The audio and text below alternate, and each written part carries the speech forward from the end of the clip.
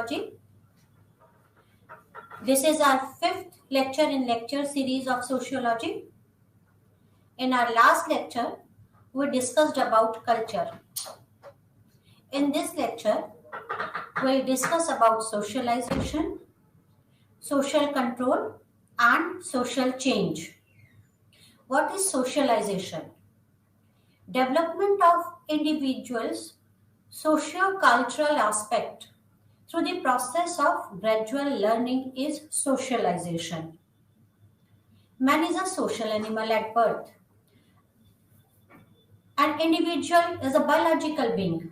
At the time of birth, the human infant can neither speak nor walk nor recognize anything. As it grows, it recognizes others and gradually learns to move, walk, and talk. It can learn all these things from fellow beings. His inner self is developed by the socio-cultural environment, such as parents, family, and kinship group. Within this group, the socio-cultural environment, that the biological being is transformed into social animal. He is gradually molded into social being and learns social ways of acting and doing things. This process of learning and molding that takes place in a group situation or socio-cultural environment is called socialization. Or, as I told earlier, development of individuals' socio-cultural aspect through the process of gradual learning is called socialization. Socialization is a lifelong process which is comprehensive in nature. It begins at birth and ends in death. It is the process of transformation of the human infant from a biological man into a social individual. It is a process of initiating the newborn into the society. It prepares him to fit in the group and to perform social roles. Socialization makes him responsive to the society. It molds him to the social being and his fulfillment in society. Through this process, individuals come to acquire the quality of sociality. The process by which individual internalizes the roles, values, personality, types and social skills from birth till old age is called socialization. The individuals self-develop through socialization.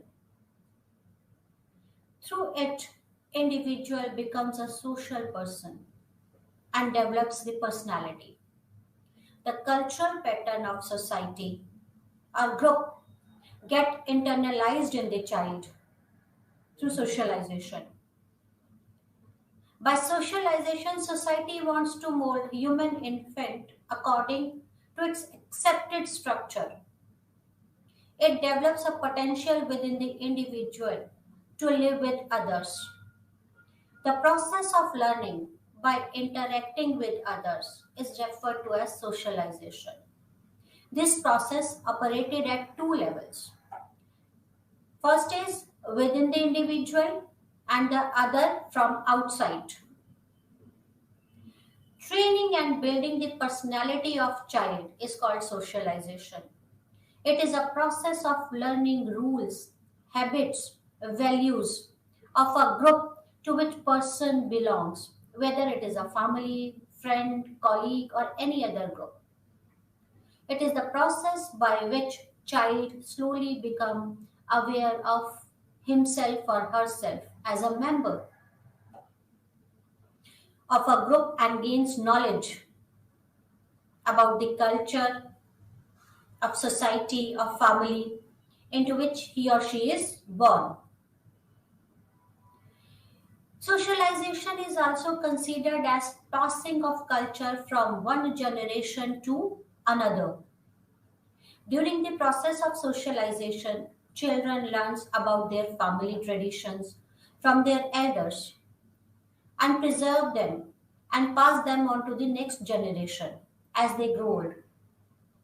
Socialization helps children to learn and perform the different roles and responsibilities which they have learned from their elders. It therefore helps to associate one generation with other. Various authors have defined socialization in various ways. According to Ogburn, socialization is the process by which individual learns to conform to the norms of the group. As per A.W. Green, socialization is the process by which the child acquires a cultural content along with selfhood and personality.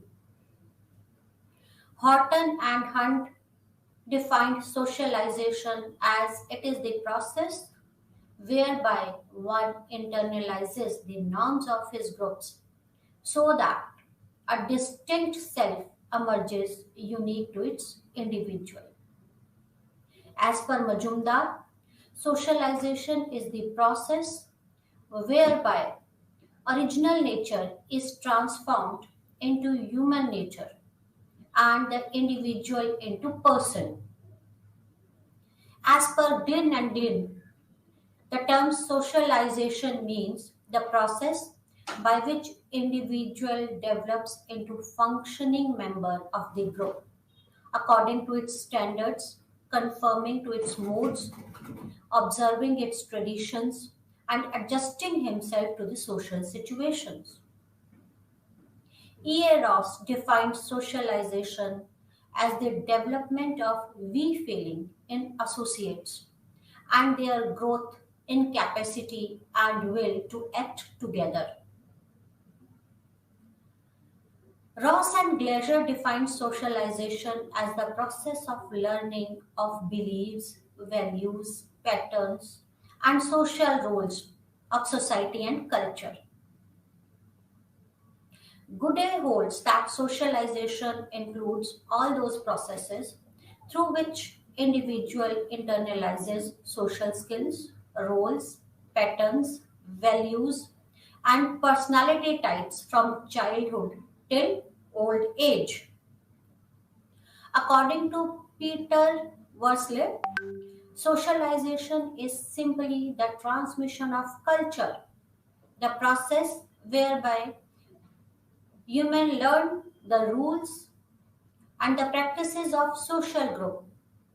Socialization is an aspect of all activity within all human societies.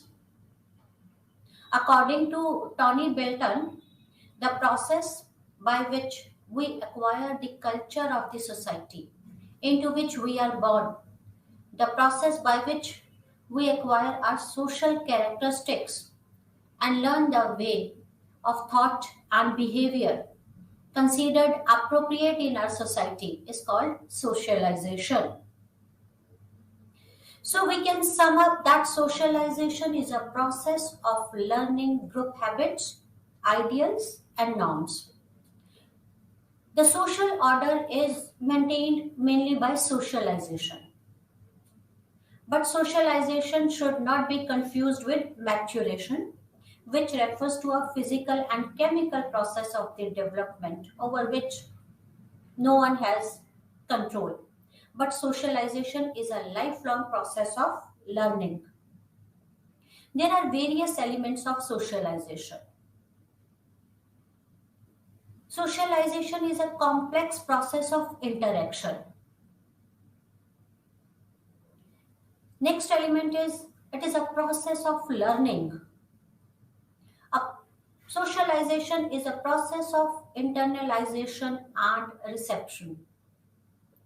It is a process of transformation. It's a lifelong process. Next element is a role of parents. It plays an important role. Physical and psychological heritage of the individual. Experience of individual plays an important role in socialization. The environment in which individual is born. Socialization is a lifelong process. It starts from birth of a child, but direct socialization begins only after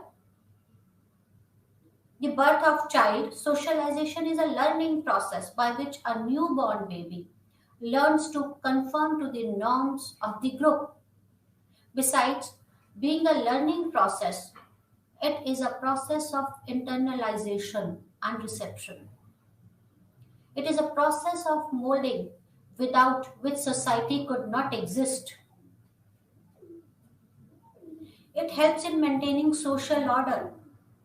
There are certain things like reflexes, instincts, urges, and capacities which helps or limit the process of socialization. As the process of learning, socialization have four factors such as imitation, suggestion, identification, and language. Imitation means copying action of others. Through it, the child learns social behavior. Hence, imitation is considered as important factor in the process of socialization. As a process, suggestion influences behavior. Through the process of identification, individual becomes sociable. As a medium of social intercourse, language molds personality of an individual. Stages of socialization. There are the stages of socialization. The social and cultural circumstances preceding the birth of the child, but direct socialization begins only after the birth. After birth, individual passes through different stages. During these different stages of his life, individual comes into contact with different people, groups and institutions. During this process of contact at different stages, individual learns many things which helps him. However, these different stages of socialization are, first stage is infant socialization or primary socialization. It is the first stage of socialization. After birth, the infant first comes into contact with mother, then father, and then the other members of the family. During infancy, the infant's socio-cultural environment is very limited. Generally, up to the age of 3 or 4, the infant world is limited to the family. Hence, during the infancy stage, family is the main source of socialization. The infant learns to utter word, learn to work, eat, and comes in contact with other family members. Gradually, his self develops. Here he comes to understand the relationship with other members of family. This is the infant or primary socialization stage. In this phase, infant learn language and certain basic behavior forms of the family and society in which he or she lives. It is through primary socialization that foundation for later learning are laid. Understanding of the world and its different phenomena is basic socialization agent. Molding the child is the family. So family plays an important role in socialization of an infant or in primary socialization. Second stage is child socialization or secondary socialization. During this stage, the infant comes in contact with other members outside the family and neighbors. He gradually disassociates himself from the parents and other family members.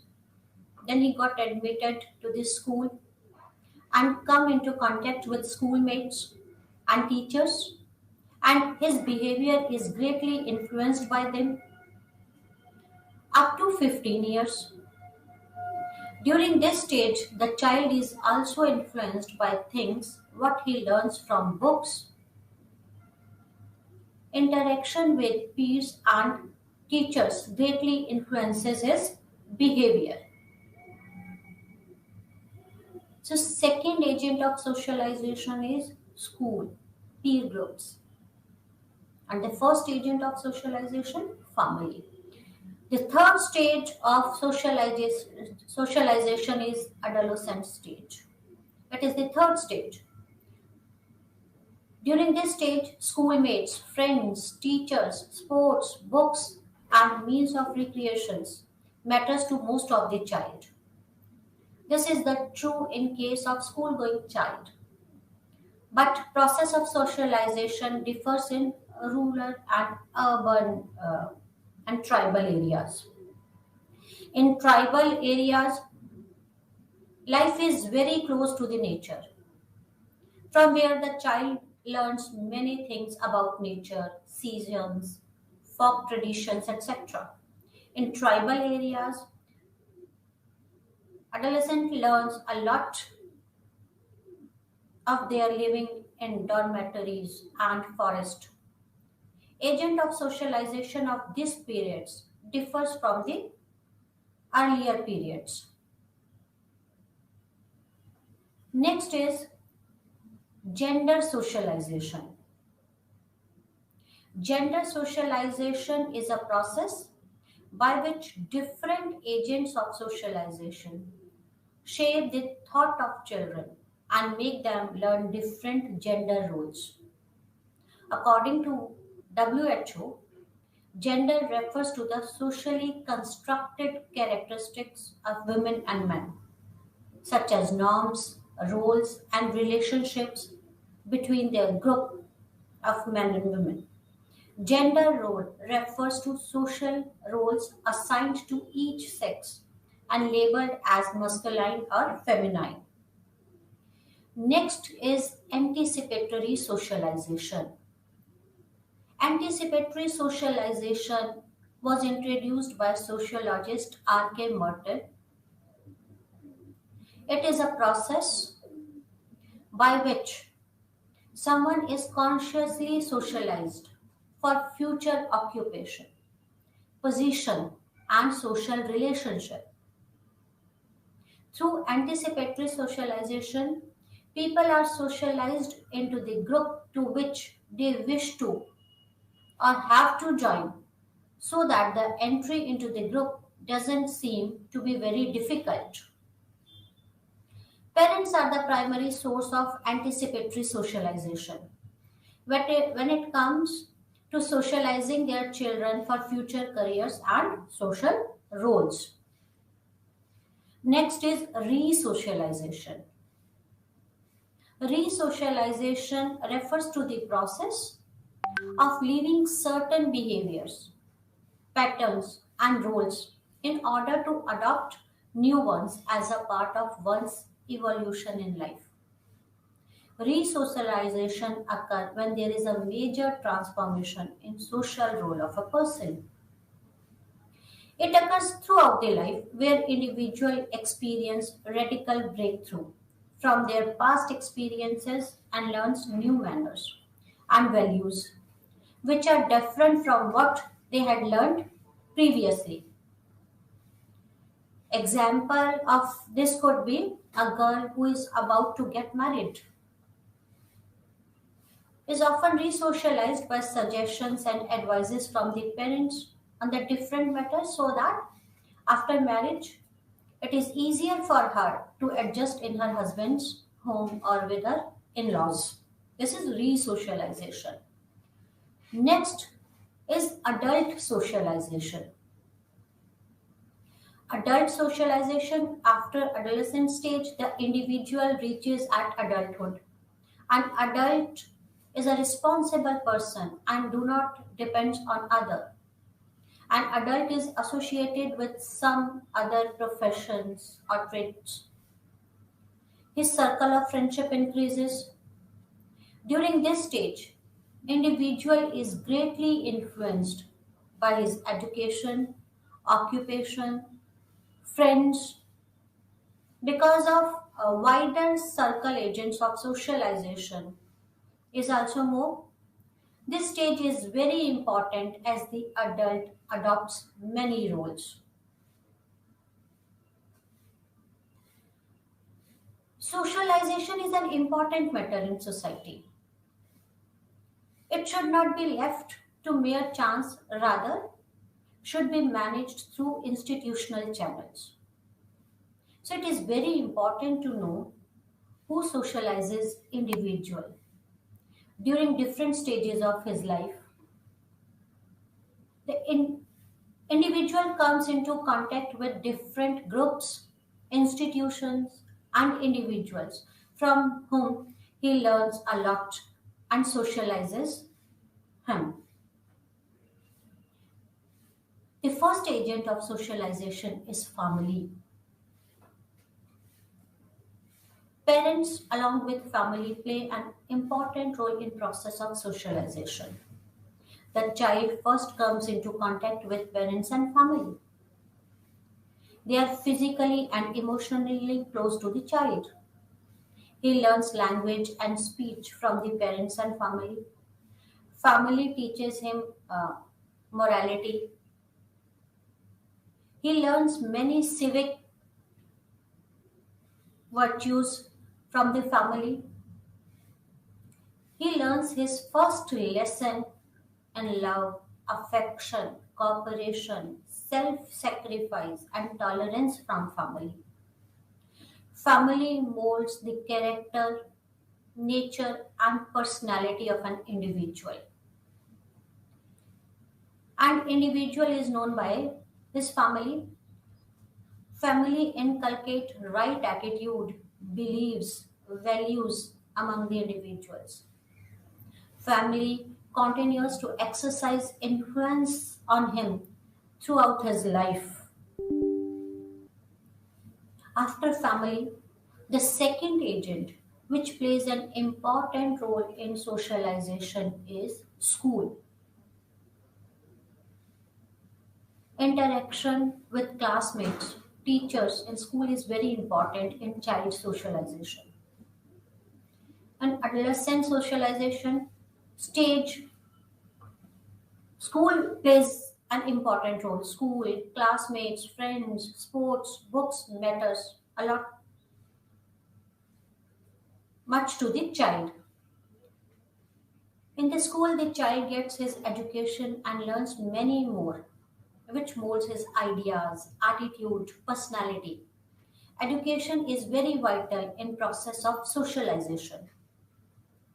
A good school and its healthy atmosphere plays an important role in making a child a good citizen.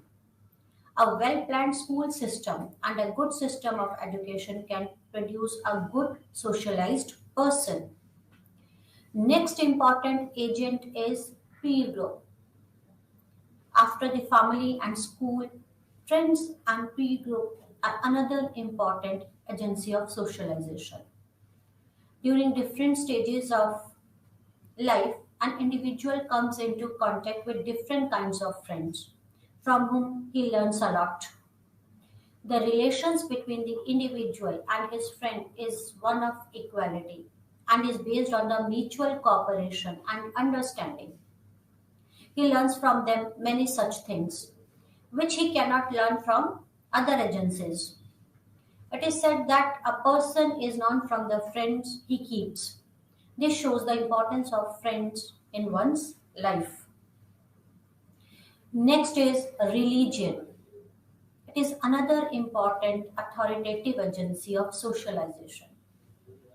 As in the earliest social institution, religion has been influencing human life since long by imparting beliefs and pattern of behavior. Religion plays an important role in life of individual. Religion not only exercise control over individual behavior but also socialize him from the very beginning. Religion socializes individuals as per the norms of society and by inculcating different values. It continues to mold beliefs, values, attitude, personality of individual in society. Religion shapes the idea of individual in society and develops attitude among people and thereby brings social cohesion and social solidarity. Next important agent is state.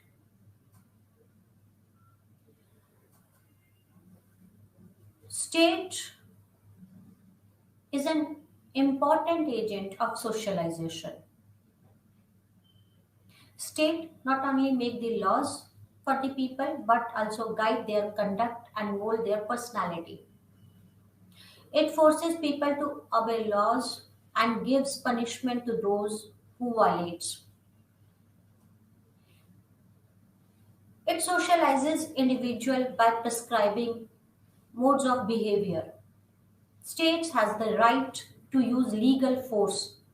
State develops its education system and thereby socializes the child. State plays an important role. Now there are various theories about socialization. Some of the most well-known theories in socialization and psychology agrees that the self is the primary concept in development of child, and it is through the process of socialization such development takes place, right? The first theory which we are going to discuss is development of self theory given by Mead, George Herbert Mead. American philosopher George Herbert Mead developed his idea about the emergence of sense of self. He emphasized the two-part structure of this self and represented this by the term I and me. This is one of the very important theories of socialization, development of self. He described in detail the whole process of child development and explained how children learn the use of concept I and me. G.H. Mead studied the self of a person's distinct identity that is developed through social interaction. In order to engage in this process of self, an individual has to be able to view him or herself through the eyes of others. That is not the ability that we are born with. Through this socialization, we learn to put ourselves in someone else's shoes and look at the world through their perspective. This assists us in becoming self aware and we look at ourselves from the perspectives of others. I. The I is the immediate response of an individual to others. It is an unpredictable and creative aspect. It is an unpredictable and creative aspect of self. People do not know in advance what the action of the I will be. I is the unsocialized infant, a bundle of spontaneous wants and desires. And I react against me. The me consists of attitude of others that a child adopts and makes his own. Me is the attitude of others that the child adopts and make his own. Thus, when your parents say things like a good child, good behavior, bad child, or bad behavior, such communication from significant others means those who are important for the child, like parents, siblings, teachers, schoolmates, relatives, playmates, become increasingly patterned or organized into the part of the self. that the Mead calls the mean. I'm repeating it again.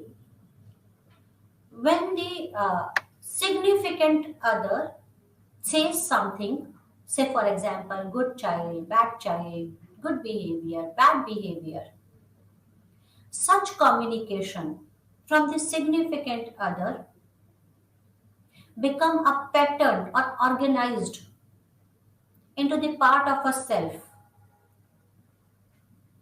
and this self is me. Phases of development of self. Mead believed that there is a specific path of development that all people go through. The first stage is the preparatory stage. The first stage, preparatory stage, lasts from the time we are born until we are about age 2. In this stage, child mimic those around him. During the preparatory stage, children are not only capable of imitation, they have no ability to imagine how others see things. They copy the action of people with whom they regularly interact, such as their mothers, fathers. This is the preparatory stage, imitation, when a child imitates the significant others. And it starts from the birth and still age 2. The second stage of self development is the play stage. From the age 2 to 6, children are in play stage. Children are believed to learn self development and interaction through pretended play in this stage. This stage is critical because the children learns to behave in a certain way through role play when they have had similar experiences such as going to school, going to doctor for medical checkup, or learn more about how the world works. They internalizes the role. Taking activities help children acquire a sense of why we do things and how we do things. So they can eventually develop expectations about the appropriate behaviors as a result of playing of different roles. Mead called this process of taking the roles of other is role taking, or learning what is to be the in the shoes of another person. By practicing the role of others in play, children learn to understand what other expects of them, and they learn how to behave to meet those expectations. As a result of such play, the child becomes cognizant of himself and obtain a picture of himself by assuming the role of others. The third stage is the game stage, which is from about age 7 onwards. The child start taking part in organized games. To learn organized game, one must understand the rules,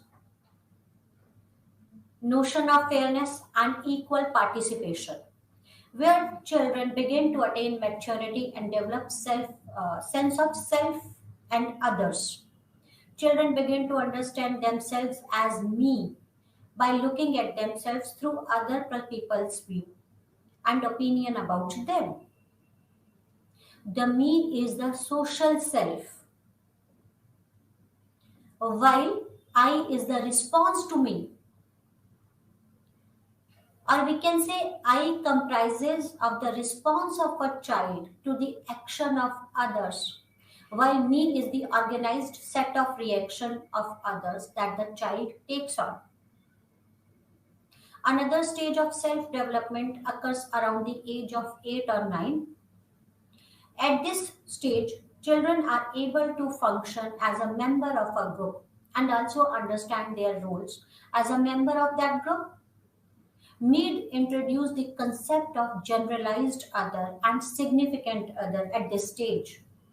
Generalized other can be understood as those rules and values of the culture or particular group in which child is engaged. By understanding the generalized other, the child is able to understand what kind of manners is expected as well as valued in any social setting. Significant other consists of those persons who are of importance in child's life and affect his or her understanding of self along with the child's emotions and behaviors. Mead was the first thinker to understand the role of significant others in development of self. According to him, socialization depends on the child's understanding of others' view as important in his or her life. So Mead has given the concept of me and I, significant other, generalized other through this theory. Next theory of socialization is Charles Hutton Cooley's and Looking Glass self theory. C.H. Cooley is an American sociologist and given the concept of looking glass self. According to him, children develop the concept of their selves with the help of others around them. He or she forms the idea about oneself based on the opinion of others about him or her. The kind of social self that develops out of imagination, how one appears to other person, and the kind of feelings about oneself can be referred to as looking glass self or reflected self. The knowledge about ourselves develops in us through the opinion and reaction of others around us. The social looking glass self consists of these other people through whom we build an image of ourselves. We build an image of ourselves from the perspective, from the others' perspectives. This knowledge about oneself is the first obtained from the parents and later it is reformed by the judgment of others. The way in which a mirror helps us to form an opinion about ourselves in a similar manner, we try to imagine how another person's mind we might appear through our behavior, manners, and so on. As a result, in our imagination, we form an opinion about ourselves through the other person's perspectives or perceptions and may get positively and negatively affected.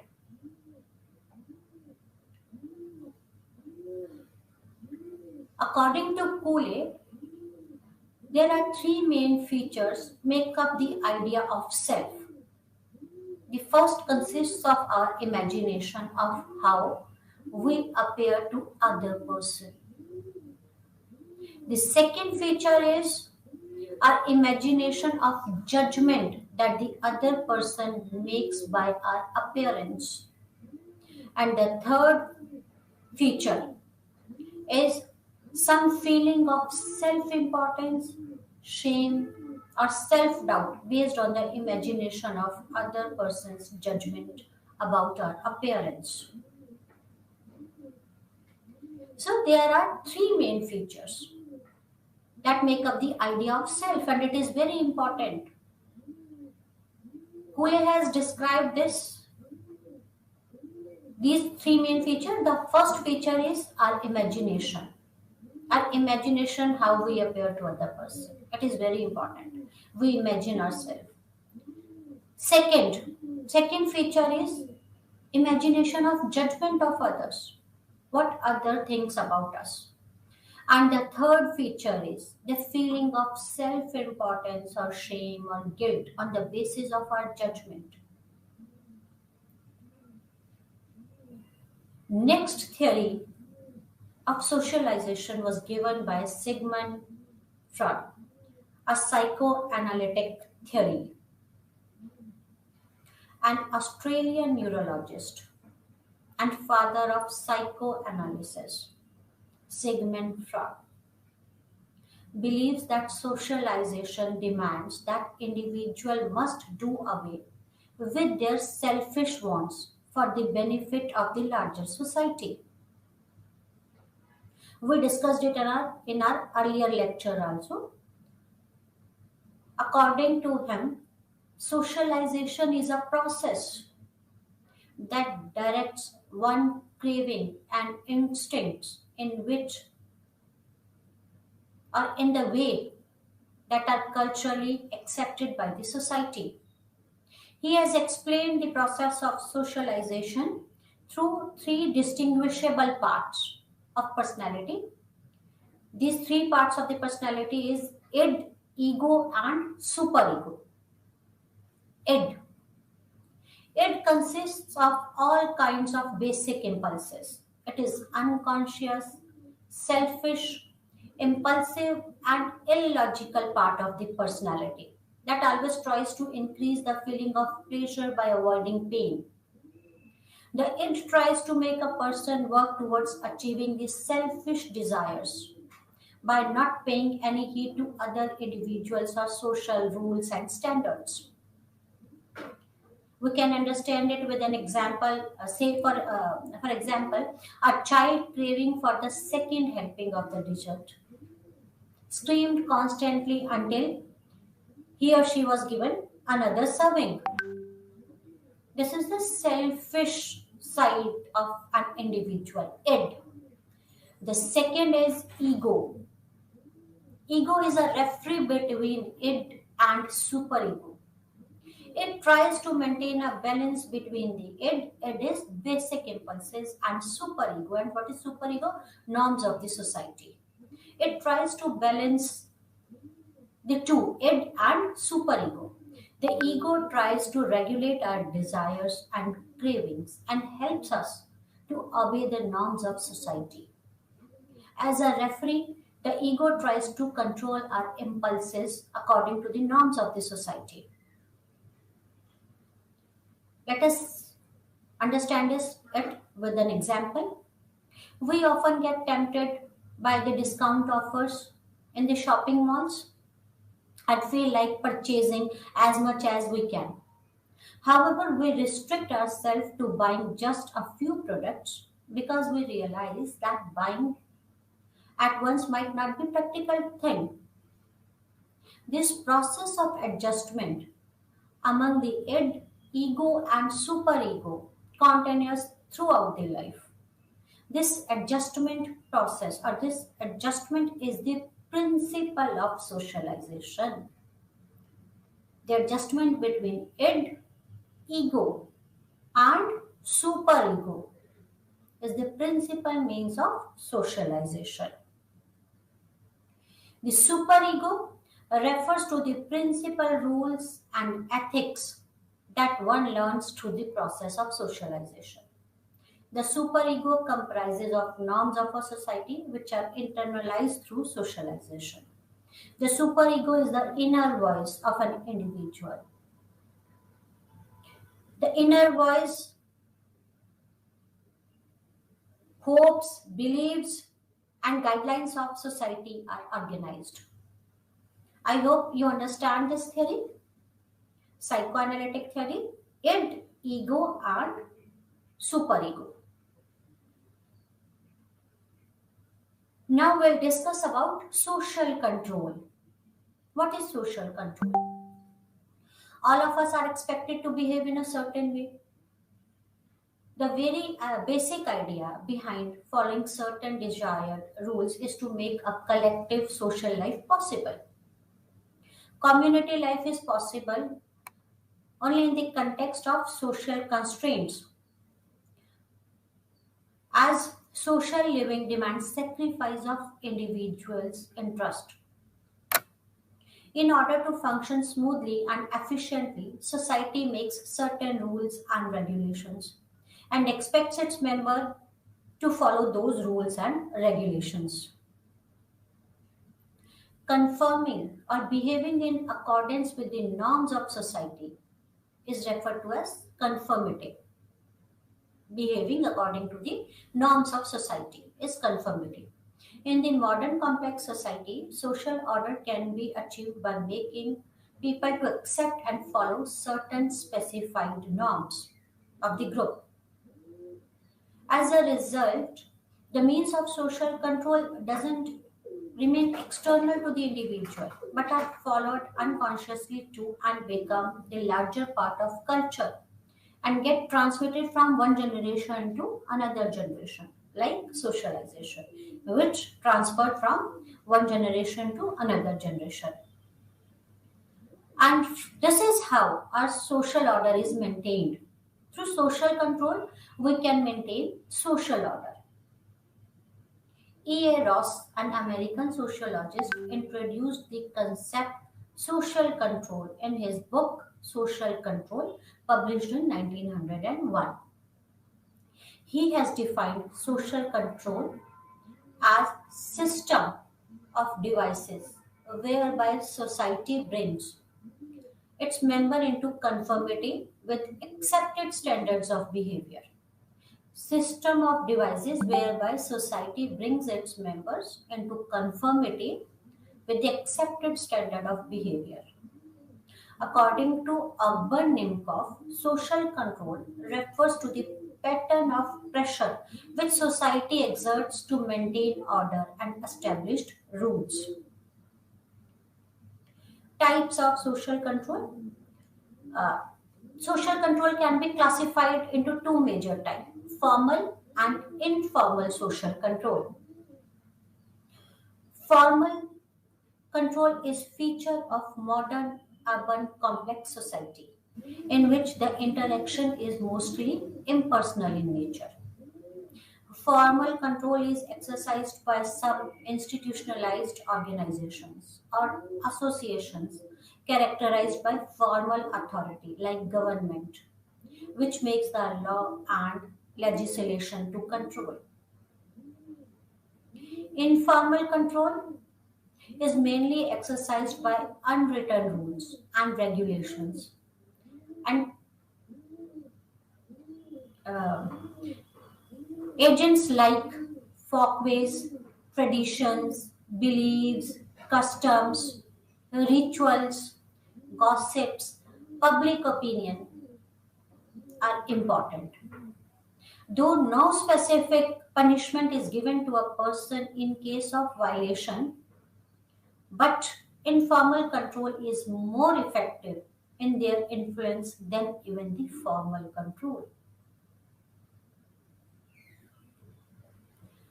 That's why we say na log kya kahenge. It matters a lot to us. This is informal control. They are also more effective in primary group like family, where interaction takes place more at personal ground. In informal control, the control is either through internalized value or through feeling of shame or honor. Agencies of social control. There are various agencies of social control. First is control by law. Law is the most powerful instrument of social control in modern urban industrial society especially. Then second agent is education, control by education. Education is very significant tool and a mechanism of social control in all forms of society. Third is, in fact, let me describe more about education.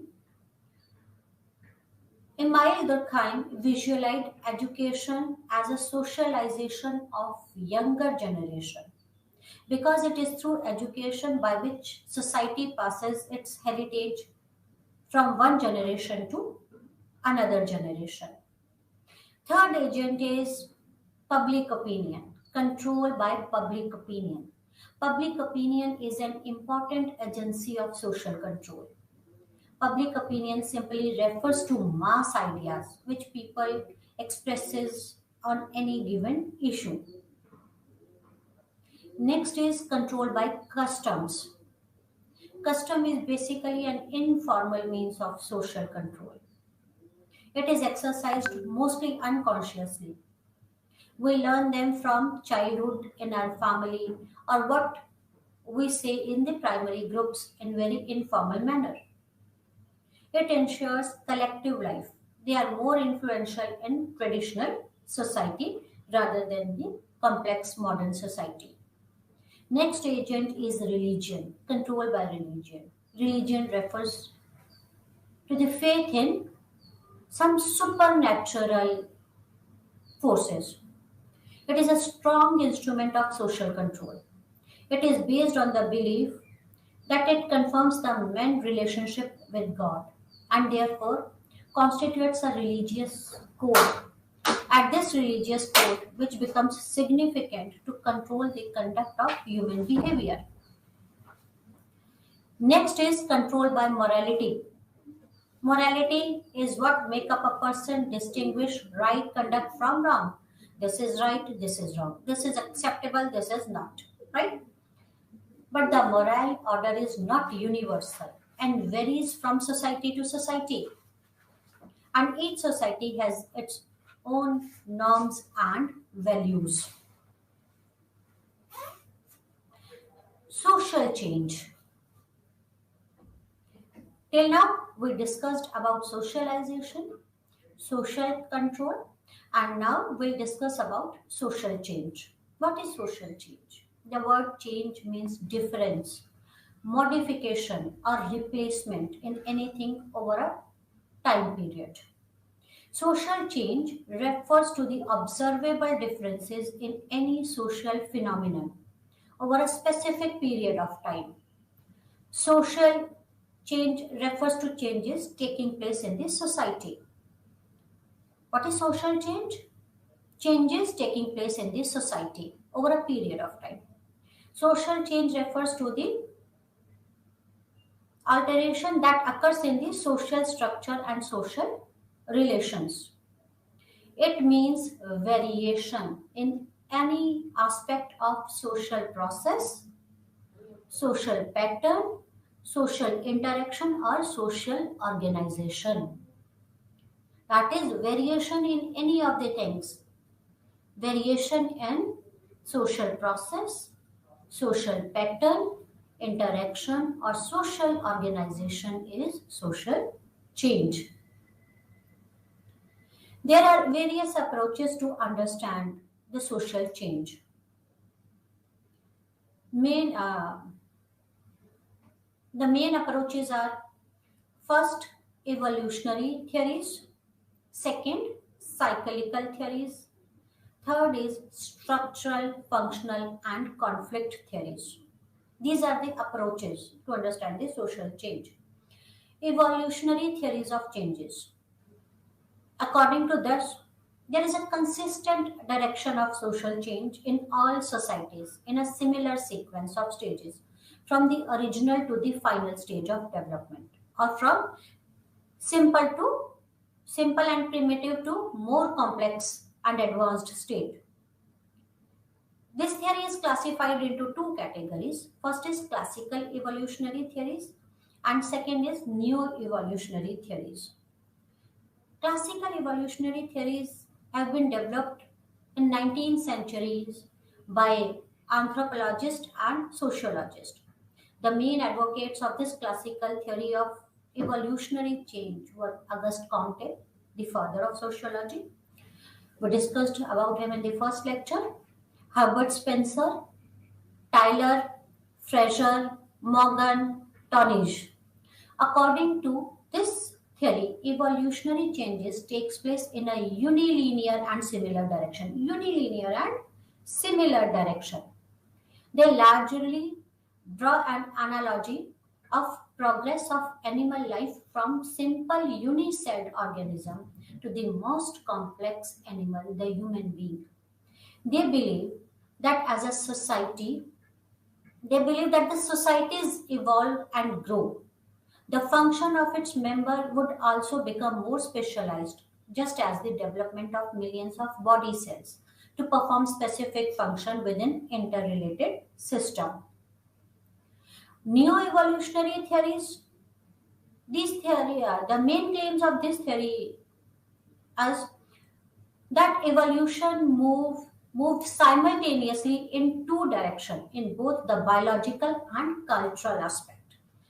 Classical theory states that it is a unidirectional. But according to new evolutionary theories, it moves in two directions, that is in biological and cultural aspects.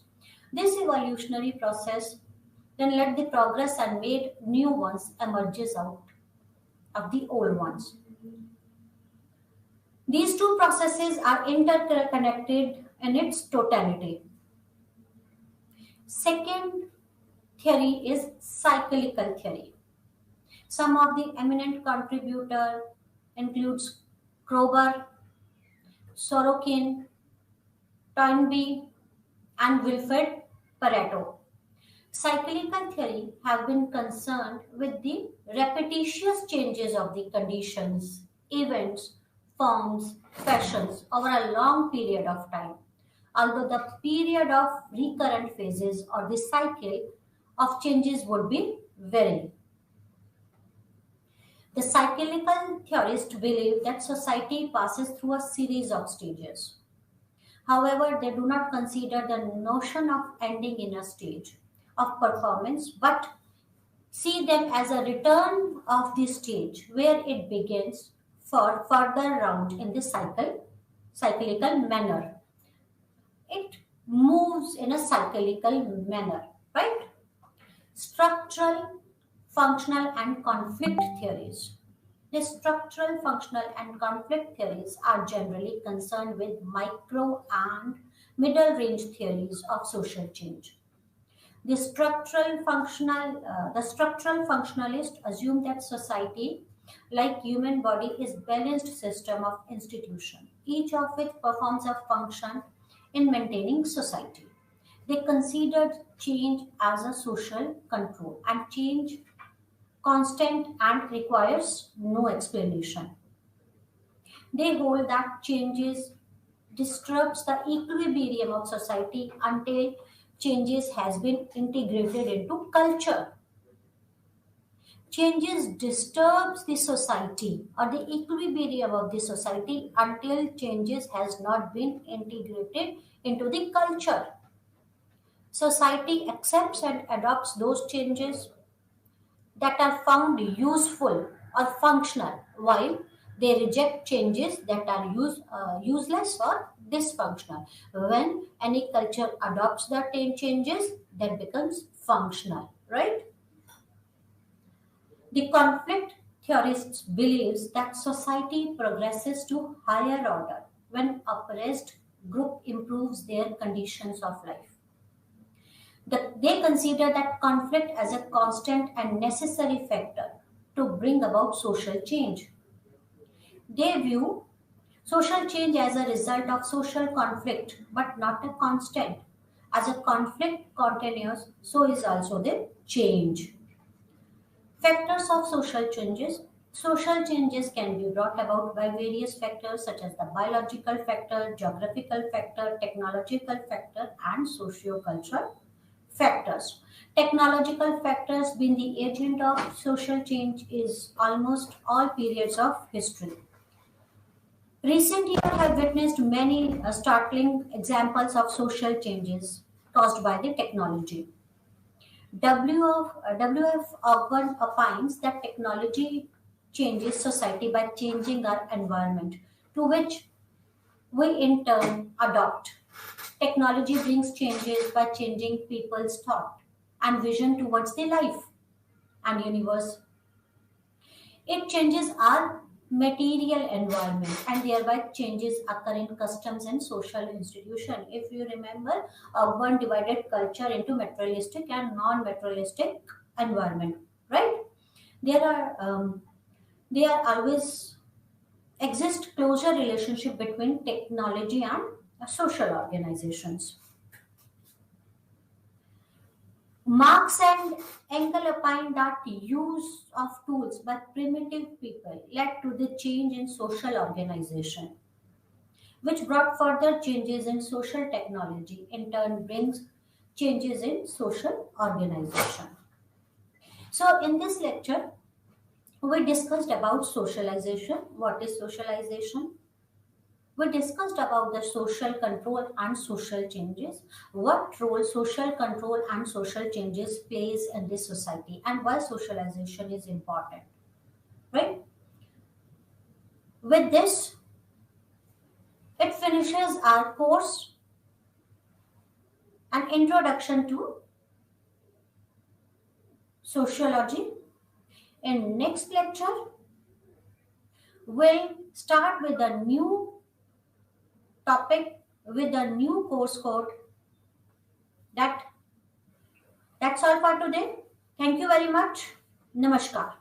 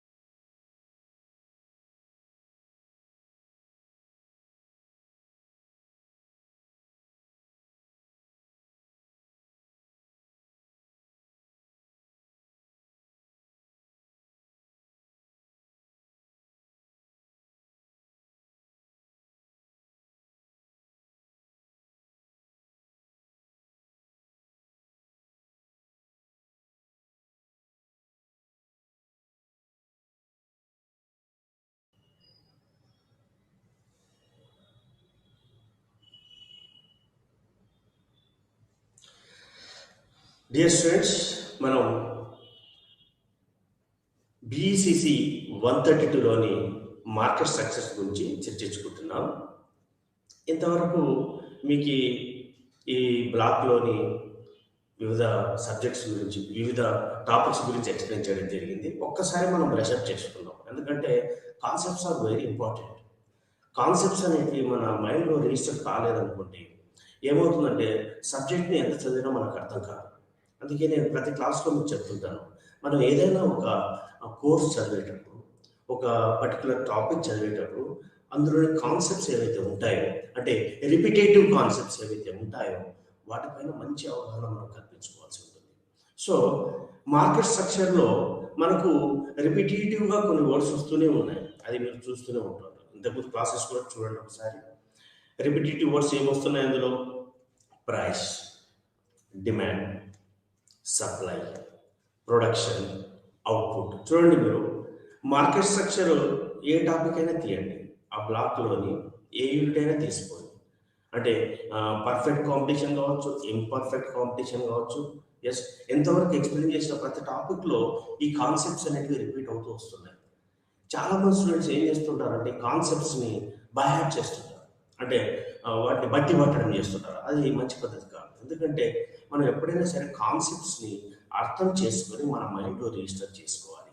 అప్పుడే ఏ topic అయినా మనకి ఈజీగా అర్థమవుతుంది. So ఈ విషయం బాగా గుర్తుంచుకోండి. So ఒక్కసారి మీకు మళ్ళీ కాన్సెప్ట్స్ ఎక్స్ప్లెయిన్ చేసి మనం ఈరోజు టాపిక్లోకి వెళ్దాం. సో మనం ఈ ఈ బ్లాక్లో మనం చూసిన టాపిక్స్ ఏవైతే ఉన్నాయో, పర్ఫెక్ట్ అండ్ ఇంపర్ఫెక్ట్ కాంపిటీషన్లో ముందుగా ప్రైస్ తీసుకుందాం. ప్రైస్ అంటే ఏమిటి? ఒక వస్తువును కొనుగోలు చేయడానికి వినియోగదారుడు ఏదైతే ద్రవ్యాన్ని చెల్లిస్తాడో, వెచ్చిస్తాడో, దాన్ని మనం ఆ వస్తువుకు ఉన్నటువంటి ధర అంటాం. దీన్ని మనం ఇంగ్లీష్లో ప్రైస్ అంటాం. సో ప్రైస్ అంటే ఏమిటి? ఎవరైనా వినియోగదారుడు ఒక వస్తువును కొనుగోలు చేయడానికి ఒక నిర్ణీత ద్రవ్యాన్ని చెల్లించడానికి సిద్ధపడతాడో దాన్ని ఆ వస్తువుకు ఉన్నటువంటి ధర అని అంటాం. సో అదేవిధంగా మరి డిమాండ్, ఎవరైనా వినియోగదారుడు ఒక వస్తువును ఒక నిర్ణీత ధర వద్ద కొనడానికి సిద్ధపడతాడో లేదా కోరికను వ్యక్తపరుస్తాడో దానిని ఆ వస్తువుకు ఉన్నటువంటి డిమాండ్ అంటాం. సో కన్ఫ్యూజ్ కాకండి, ఇక్కడ ధర వేరు, డిమాండ్ వేరు. సో ధర అంటే ఒక వస్తువును కొనుగోలు చేయడానికి మనం ఏదైనా ద్రవ్యాన్ని వెచ్చించడానికి సిద్ధపడతామో దాన్ని ఆ వస్తువుకు ఉన్నటువంటి ధర అంటాం. మరి డిమాండ్ అంటే ఒక నిర్ణీత ధర వద్ద ఒక వస్తువుని కొనడానికి వినియోగదారుడు ఆసక్తిని కనపరచడానికి ఆ వస్తువుకు ఉన్నటువంటి డిమాండ్ అంటాం. సో ఇది ప్రైస్కి డిమాండ్కి మధ్య ఉన్నటువంటి ప్రధాన తేడా. మరి మిగతా కాన్సెప్ట్స్ ఏమున్నాయి? సప్లై అంటే సప్లై అనేది ఎప్పుడు మనం సెల్లర్ సైడ్ నుంచి చూస్తాం అన్నమాట. ఇప్పుడు మీకు సింపుల్, మళ్ళీ ఆ డెఫినేషన్ ఒకసారి చెప్తాను. సప్లై అంటే ఏమిటి అనేది, ఒక నిర్ణీత ధర వద్ద లేదా వివిధ ధరల వద్ద ఒక ఉత్పత్తిదారుడు వస్తువును సరఫరా చేయడానికి సిద్ధపడినట్లయితే, ఇక్కడ చూడండి, ఉత్పత్తిదారుడు, సప్లై అనే కాన్సెప్ట్ ఎప్పుడు మనం ఉత్పత్తిదారు సైడ్ నుంచి చదువుతాం. సో ఒక నిర్ణీత ధర వద్ద లేదా వివిధ ధరల వద్ద ఉత్పత్తిదారుడు ఒక వస్తువును సరఫరా చేయడానికి సిద్ధపడినట్లయితే దానిని ఆ వస్తువుకు ఉన్నటువంటి సప్లై అంటాం. ఎస్, ఇప్పుడు అర్థమైంది కదా? Price, demand, supply. Price, demand అనేది మనం వినియోగదారుని సైడ్ నుంచి చూస్తాం. అదేవిధంగా సప్లై వచ్చేసరికి ఉత్పత్తిదారుని సైడ్ నుంచి చూస్తాం అనమాట. సో అదేవిధంగా ప్రొడక్షన్, అవుట్పుట్ అనే ఈ కాన్సెప్ట్స్ కూడా మనకి రిపిటేటివ్గా వస్తుంటాయి. ప్రొడక్షన్ అంటే ఏమిటి? ఎస్, సింపుల్ డెఫినేషన్ ఇది conversion of inputs into output. అంటే ఉత్పత్తి కారకాలను ఉపయోగించి వస్తు సేవలను తయారు చేసినట్లయితే దానిని మనము ప్రొడక్షన్ అంటాం. మరి అవుట్పుట్ అంటే ఈ రెండు దాదాపు చాలా క్లోజ్గా ఉంటాయి, అవుట్పుట్ అండ్ ప్రొడక్షన్ అనేది. అయితే ఇక్కడ ప్రొడక్షన్ వచ్చేసరికి ఇన్పుట్స్, అవుట్పుట్ అని రెండు చదువుతాం మనం. అంటే conversion of inputs into output అంటే ఉత్పత్తి కారకాలను ఉపయోగించి మనం వస్తు సేవను ఉత్పత్తి చేయడం, దీన్ని ప్రొడక్షన్ ప్రాసెస్. మరి ఇది ఉత్పత్తి ప్రక్రియ అనమాట. మరి అవుట్పుట్ అంటే ఇక్కడ కన్ఫ్యూజ్ కావద్దు. అవుట్పుట్ అనేది ఎండ్ ప్రొడక్ట్. ఏదైతే ఉత్పత్తి కారకాలను మనం ఉపయోగించి వస్తువులు ఉత్పత్తి చేస్తామో మనకు వచ్చే ఎండ్ ప్రొడక్ట్ ఏదైతే ఉందో, సపోజ్ ఈ పెన్ ఉంది, ఇది ఎండ్ ప్రొడక్ట్ అవుతుంది, ఇది అవుట్పుట్ అవుతుంది. సో ఇక్కడ అవుట్పుట్ అంటే ఎండ్ ప్రొడక్ట్. సో ప్రతి ఫర్మ్, ప్రతి ఇండస్ట్రీ ఈ అవుట్పుట్ ప్రొడ్యూస్ చేయడం జరుగుతుంది. సో ఈ కాన్సెప్ట్స్ అన్నిటికీ మీ మైండ్లో రిజిస్టర్ చేసుకోవాలి. మీ దగ్గర టెక్స్ట్ బుక్ ఉంటుంది, ఒకసారి ఆ డెఫినేషన్స్ అన్ని మీరు 1-2 సార్లు చదివి అర్థం చేసుకోండి. బైహార్ట్ చేయండి. ఎట్టి పరిస్థితుల్లో ఈ బైహార్ట్ అనే సిస్టమ్ మానుకోండి. మనం కాన్సెప్ట్స్ని ఎప్పుడైతే అర్థం చేసుకుంటామో అప్పుడు మనం వివిధ టాపిక్స్ చాలా సులభంగా అర్థం చేసుకోవడానికి వీలవుతుంది. సో ఈ 5 కాన్సెప్ట్స్ మీకు చెప్పాను. ఏవేవి? Price, demand, supply, production, demand. మీరు చూడండి, మార్కెట్ స్ట్రక్చర్లో ఈ 5 రిపీటేటివ్గా వస్తున్నాయి. ప్రతి టాపిక్లో రిపీటేటివ్గా వస్తున్నాయి. కాబట్టి ఈ కాన్సెప్ట్స్ని మీరు మీ ఫ్రీ టైంలో బాగా 1-2 సార్లు చదవండి, ఒక నోట్స్లో రాసుకోండి. ఎస్, వాటిని బాగా అర్థం చేసుకొని మిగతా టాపిక్ చదవండి. అప్పుడు మీకు ఎంత ఈజీగా అర్థమవుతుందో అప్పుడు మీకే తెలుస్తుంది అనమాట. సో మనం ఈ బ్లాక్లో మార్కెట్ స్ట్రక్చర్ గురించి మనం మాట్లాడుకుంటున్నాము. సో కాన్సెప్ట్స్ చెప్పేసాను మీకు. మనం మార్కెట్ స్ట్రక్చర్లో ఏమేమి ఇంతలో డిస్కస్ చేసుకున్నాము? Perfect competition, imperfect competition. So perfect competition అంటే many buyers, many sellers, large number of buyers and large number of sellers. ఇక్కడ ఫార్మ్స్ ఎప్పుడైనా మార్కెట్లోకి రావచ్చు, ఎప్పుడైనా బయటికి వెళ్ళిపోవచ్చు. అండ్ పర్ఫెక్ట్ కాంపిటీషన్లో producer as well as buyer ఇద్దరు ప్రైస్ మేకర్స్ కాదు, వీళ్ళెవరు ధరను నిర్ణయించలేరు. అది మీకు ఎక్స్ప్లెయిన్ చేయడం జరిగింది. సో పర్ఫెక్ట్ కాంపిటీషన్లో large number of buyers, large number of sellers, మరియు వాళ్ళు హోమోజీనియస్ ప్రొడక్ట్స్ని ప్రొడ్యూస్ చేయడం జరుగుతుంది. హోమోజీనియస్ అంటే ఒకే రకమైన గూడ్స్ని ఉత్పత్తి చేయడం జరుగుతుంది. సో ఇక్కడ మరి ధరను ఎవరు నిర్ణయిస్తారు? మార్కెట్ ఫోర్సెస్ అయిన డిమాండ్, సప్లైలు ధరను నిర్ణయించడం జరుగుతుంది. సో ఇక్కడ producer only price taker. So ఇది పర్ఫెక్ట్ కాంపిటీషన్. మరి ఇంపర్ఫెక్ట్ కాంపిటీషన్లో మీకు ఏమేమి ఎక్స్ప్లెయిన్ చేశాను ఇంతవరకు? మొనోపొలీ, మొనోపోలిస్టిక్ కాంపిటీషన్, ఈ 2 ఎక్స్ప్లెయిన్ చేయడం జరిగింది. ఎస్. సో మొనోపొలీలో ఏముంటుంది? మొనోపొలీ అంటే single producer produce the good or service. So ఈ మొనోపొలీలో ఒకటే ప్రొడ్యూసర్ ఉంటాడు, అంటే ఒకటే సెల్లర్ ఉంటాడు. అతను ఆ వస్తువును లేదా సేవను ఉత్పత్తి చేసి మార్కెట్లో విక్రయించడం జరుగుతుంది. అదేవిధంగా ఆయన ధరను, ఉత్పత్తిని రెండింటిని కంట్రోల్ చేయగలడు. రెండింటిని ఒకేసారి కంట్రోల్ చేయలేకపోయినా ఒకసారి ప్రైసింగ్ కావచ్చు, ఇంకొకసారి అవుట్పుట్ కూడా కంట్రోల్ చేసే అవకాశాలు పూర్తిగా ఉంటాయి. ఎందుకంటే మొనోపొలీలో ఈ సెల్లర్ యొక్క ప్రధాన ఉద్దేశం ఏంది? ప్రాఫిట్ మాక్సిమైజేషన్, నెట్ సేల్స్ పెంచుకోవడం, గ్రాస్ రెవెన్యూ పెంచుకోవడం. దానికోసమైనా ప్రైసెస్లో ఎటువంటి మార్పు చేయకపోయినా చేసే అవకాశం ఉంటుంది. అదేవిధంగా అవుట్పుట్ని పెంచడం, తగ్గించడం కూడా ఉంటుంది. సో మొనోపొలీకి వచ్చేసరికి ఏమవుతుంది? Seller is the price maker. మన పర్ఫెక్ట్ కాంపిటీషన్ ఏంది? Seller is not a price maker. But మొనోపొలీలో seller is the price maker. ఆయన నిర్ణయించిన ధరకే వస్తువులు కొనాల్సి ఉంటుంది. ఎందుకంటే మార్కెట్లో అతను ఒక్కడే సెల్లర్ ఉన్నాడు, అంటే ఆ పర్టికులర్ వస్తువులు ఉత్పత్తి చేసే ఎటువంటి మార్పు చేపైనా చేయవచ్చు. సో ఇది మొనోపొలీ. మరి మొనోపోలిస్టిక్ కాంపిటీషన్ అంటే ఒకే రకమైన వస్తువుని చిన్న చిన్న మార్పులతో వివిధ మంది ఉత్పత్తిదారులు ఉత్పత్తి చేయడాన్ని మోనోపోలిస్టిక్ కాంపిటీషన్ అంటాం. ఇది కూడా మోనోపోలీకి చాలా దగ్గరగా ఉంటుంది. ఒకే రకమైన వస్తువుని వీళ్ళు ఉత్పత్తి చేస్తుంటారు, అది చిన్న చిన్న మార్పులతో. మీకు ఒక ఎగ్జాంపుల్స్ కూడా చెప్పడం జరిగింది. బాత్ సోప్స్ కావచ్చు, ఇతర కాస్మెటిక్స్ కావచ్చు, yes, toothpaste and bath soap. Yes, ఇది చూడండి మీరు, చిన్న చిన్న మార్పులు, ఏదో లేబుల్ మార్చడం, సైజ్ డిజైన్లో మార్పులు చేయడం, ఏదైనా కొత్త ఫ్రాగ్రెన్స్ యాడ్ చేయడం.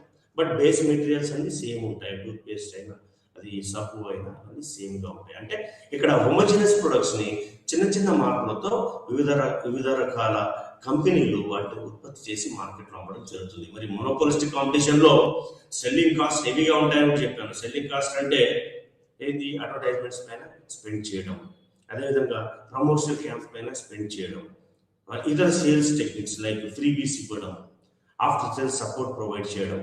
సో ఈ విధంగా సెల్లింగ్ కాస్ట్ ఈ మోనోపోలిస్టిక్ కాంపిటీషన్లో విపరీతంగా ఉంటుంది. ఎందుకంటే ఇక్కడ కాంపిటీటర్స్ కూడా చాలా మంది ఉంటారు.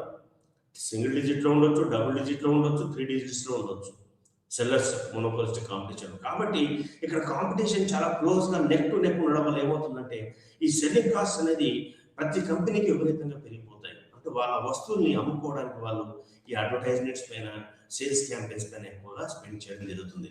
ఇక్కడ ప్రొడ్యూసర్, ప్రైస్ మేకర్. ఎస్, ఇది కన్ఫ్యూజ్ కావద్దు మీరు. పర్ఫెక్ట్ కాంపిటీషన్లో వచ్చేసి ప్రైస్ మేకర్ ఎవరు? Market forces, demand and supply. Imperfect కాంపిటీషన్లో మనం మోనోపోలీ తీసుకున్నా, మోనోపోలిస్టిక్ కాంపిటీషన్ తీసుకున్నా, ఇక్కడ ప్రైస్ మేకర్ ఎవరు? Again seller.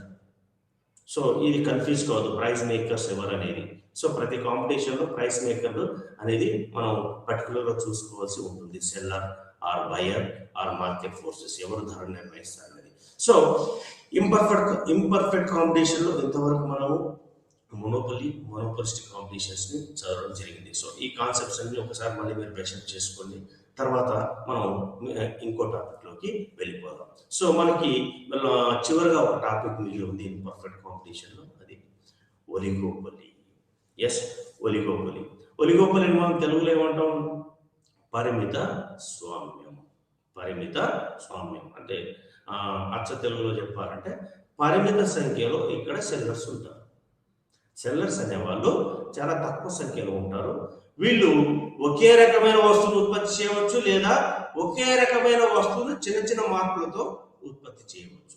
సో ఇక్కడ మనం ఈ పరిమిత స్వామ్యం, ఈ ఒలిగోపొలిని రెండు రకాలుగా చూడవచ్చు, రెండు రకాలుగా మనం డివైడ్ చేయవచ్చు. అది ఎలా? ఒకటి పర్ఫెక్ట్ ఒలిగోపొలి, ఇంకా రెండవది ఇంపర్ఫెక్ట్ ఒలిగోపొలి. ఎస్, ఇక్కడ ఒకసారి మీరు బాగా అబ్జర్వ్ చేయండి. మీ దగ్గర టెక్స్ట్ బుక్ ఉంటే దగ్గర పెట్టుకోండి. ఆ టెక్స్ట్ బుక్ ఓపెన్ చేసి ఒకసారి చూడండి. అక్కడ మీకు ఇంట్రడక్షన్ ఉంటుంది, కంటెంట్ ఉంటుంది, టేబుల్ ఆఫ్ కంటెంట్స్ ఉంటాయి. ఒకసారి దానిలోకి వెళ్ళి మీరు చూడండి. ఒకసారి పేజెస్ ఓపెన్ చేయండి. ఎస్, ఒలిగోపొలి డెఫినేషన్ ఉంటుంది. ఆ తర్వాత మనం అందులో టైప్స్ ఆఫ్ ఒలిగోపొలి కూడా ఉంటుంది. ఒకసారి చూడండి. సో ఒలిగోపొలి అనేది మనం రెండు విధాలుగా చూస్తాం. ఒకటి పర్ఫెక్ట్ ఒలిగోపొలి, రెండవది ఇంపర్ఫెక్ట్ ఒలిగోపొలి. ఎస్, మరి పర్ఫెక్ట్ ఒలిగోపొలి అంటే ఏంటి? పర్ఫెక్ట్ ఒలిగోపొలిలో ఎటువంటి రకాల వస్తువులు ఉత్పత్తి చేయడం జరుగుతుంది? ఇక్కడ హోమోజీనియస్ ప్రొడక్ట్స్ ని ఉత్పత్తి చేయడం జరుగుతుంది. మనం పర్ఫెక్ట్ కాంపిటీషన్ చూసాం. పర్ఫెక్ట్ కాంపిటీషన్లో హోమోజీనియస్ ప్రొడక్ట్స్ ని ఉత్పత్తి చేయడం జరిగింది. ఎస్, మనం చూసాం కదా, అగ్రికల్చర్ ప్రొడక్ట్స్, ఉదాహరణకి ప్యాడీ కావచ్చు, వీట్ కావచ్చు, వెజిటేబుల్స్ కావచ్చు. పర్ఫెక్ట్ కాంపిటీషన్లో హోమోజీనియస్ ప్రొడక్ట్స్ని ఎలా ప్రొడ్యూస్ చేస్తారో అదేవిధంగా ఒలిగోపొలిలో కూడా, ఈ ఒలిగోపొలిలో ఈ పర్ఫెక్ట్ ఒలిగోపొలి ఏదైతే ఉందో అందులో హోమోజీనియస్ ప్రొడక్ట్స్ని ఉత్పత్తి చేయడం జరుగుతుంది. మరి ఇక్కడ హోమోజీనియస్ ప్రొడక్ట్స్ అంటే ఏంటి?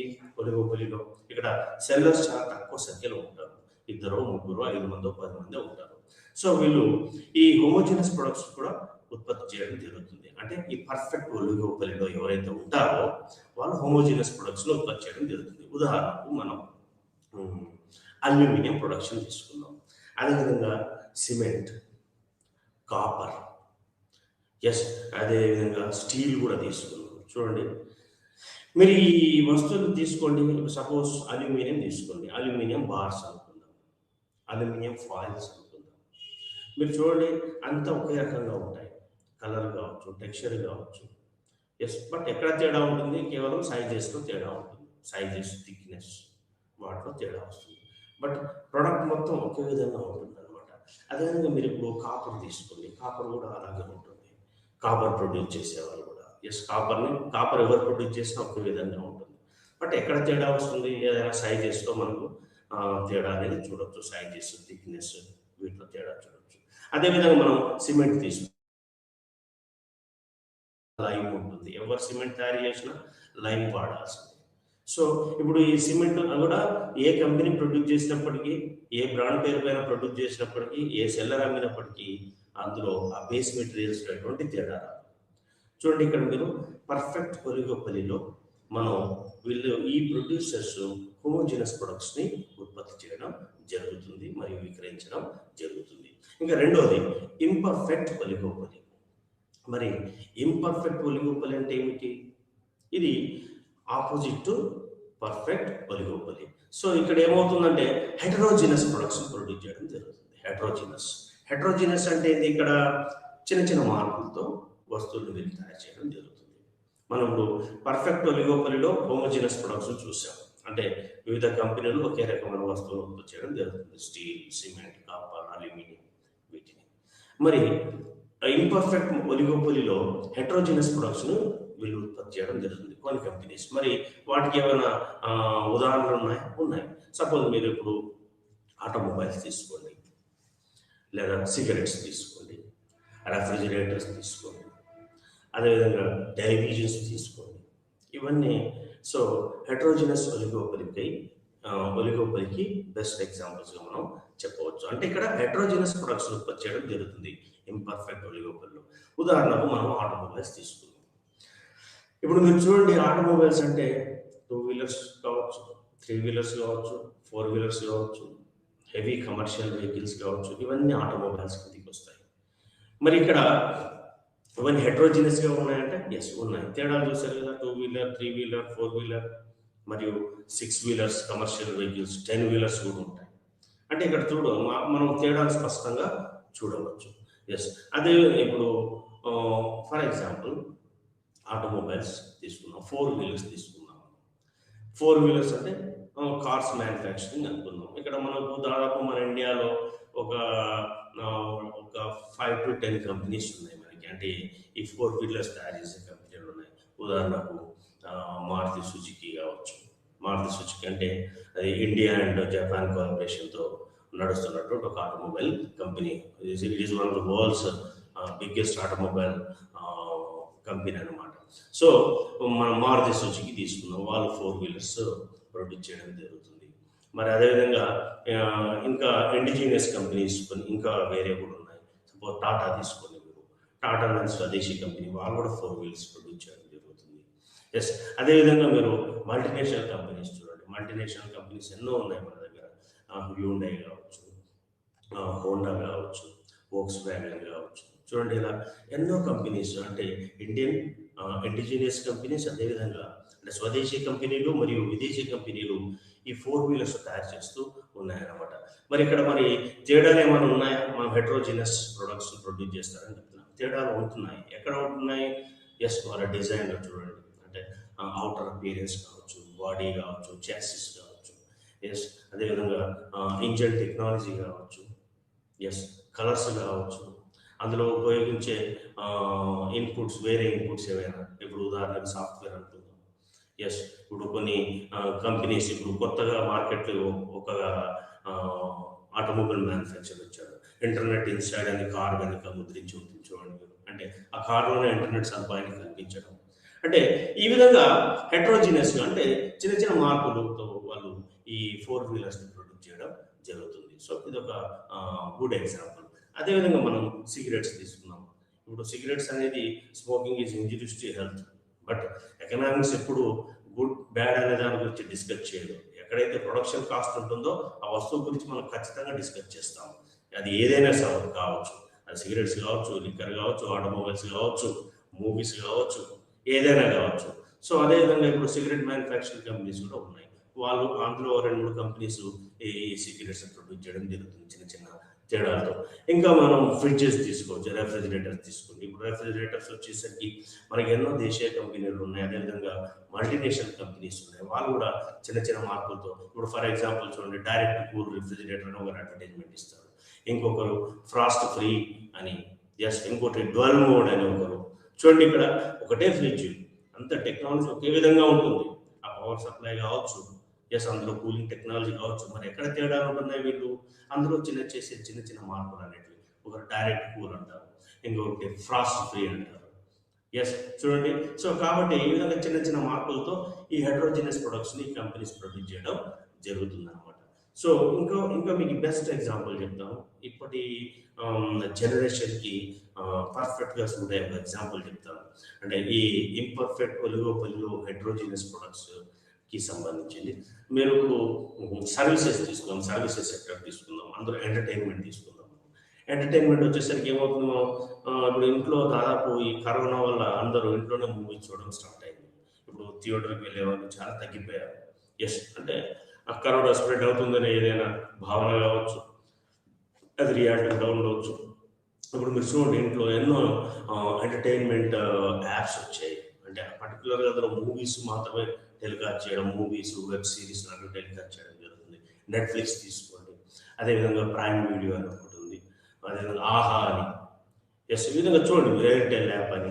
సో ఈ విధంగా మీరు చూడండి, ఈ యాప్స్ అన్ని ఏం చేస్తాయి, మూవీస్ని టెలికాస్ట్ చేస్తాయి. అంటే ఆ పర్టికులర్ సెల్లర్స్తో ఆ మూవీస్ని వాళ్ళు మూవీస్ పైన అంటే రాయల్టీ పే చేసి, రాయల్టీ అంటాం మనం దాన్ని, ఏదైనా ఒక మూవీని వాళ్ళు కొనుగోలు చేసి వాళ్ళ ఛానల్లో డిస్ప్లే చేయాలంటే దానికి రాయల్టీ పే చేయాల్సి ఉంటుంది, దాని ఫీజు కూడా అనుకోవచ్చు. సో మీరు చూడండి, నెట్ఫ్లిక్స్ కానీ ప్రైమ్ వీడియో కానీ ఇవన్నీ సేమ్, ఇవన్నీ మూవీ డిస్ప్లే ఛానల్స్ అనమాట, వెబ్ సిరీస్ డిస్ప్లే చేసే ఛానల్స్. చూడండి, ఇక్కడ అంతా ఒకే విధంగా ఉంటుంది. అందరూ శాటిలైట్ని యూజ్ చేసుకుని ఇక్కడ వాళ్ళ మూవీస్ని టెలికాస్ట్ చేయడం జరుగుతుంది. మరి ఎక్కడ తేడా ఉంటుంది, ఆ మూవీస్ కంటెంట్లో మాత్రమే తేడా అని చూడొచ్చు మనం. అది హారర్ మూవీ అని, సైఫై మూవీ అని, కామెడీ మూవీ అని, థ్రిల్లర్ మూవీ అని, సో ఈ విధంగా ఉంటుంది అనమాట. సో కాబట్టి ఇక్కడ ఏమవుతుందంటే, మనం ఇంపర్ఫెక్ట్ ఒలిగోపలిలో ఈ హెట్రోజినస్ ప్రొడక్ట్స్ అండ్ సర్వీసెస్ని ఈ ప్రొడ్యూసర్స్ అందించడం జరుగుతుందన్నమాట. అండ్ మనం ఇప్పుడు ఒలిగోపలిని చూసినట్లయితే ఇది యాక్చువల్గా మోనోపలి మరియు మోనోపోలిస్టిక్ కాంపిటీషన్కి మధ్య రకంగా ఉంటుంది. ఇక్కడ మోనోపోలి అని చెప్పలేము, అదేవిధంగా మోనోపోలిస్టిక్ కాంపిటీషన్ అని కూడా చెప్పలేము. మోనోపోలీలో ఏమవుతుంది, ఒకరే సెల్లర్ ఉంటారు, ఆయనే ఆ వస్తువుని లేదా సేవలు ప్రొడ్యూస్ చేసి విక్రయించడం జరుగుతుంది. మరి మోనోపోలిస్టిక్ కాంపిటీషన్ ఏముంటుంది, ఒకే రకమైన వస్తువుని చిన్న చిన్న మార్పులతో వివిధ రకాల సెల్లర్లు ఆ వస్తువుల్ని అమ్మడం జరుగుతుంది. మరి ఒలిగోపలి ఏంది, ఇక్కడ సెల్లర్స్ చాలా కొద్ది మంది ఉంటారు, అదే ప్రధాన తేడా.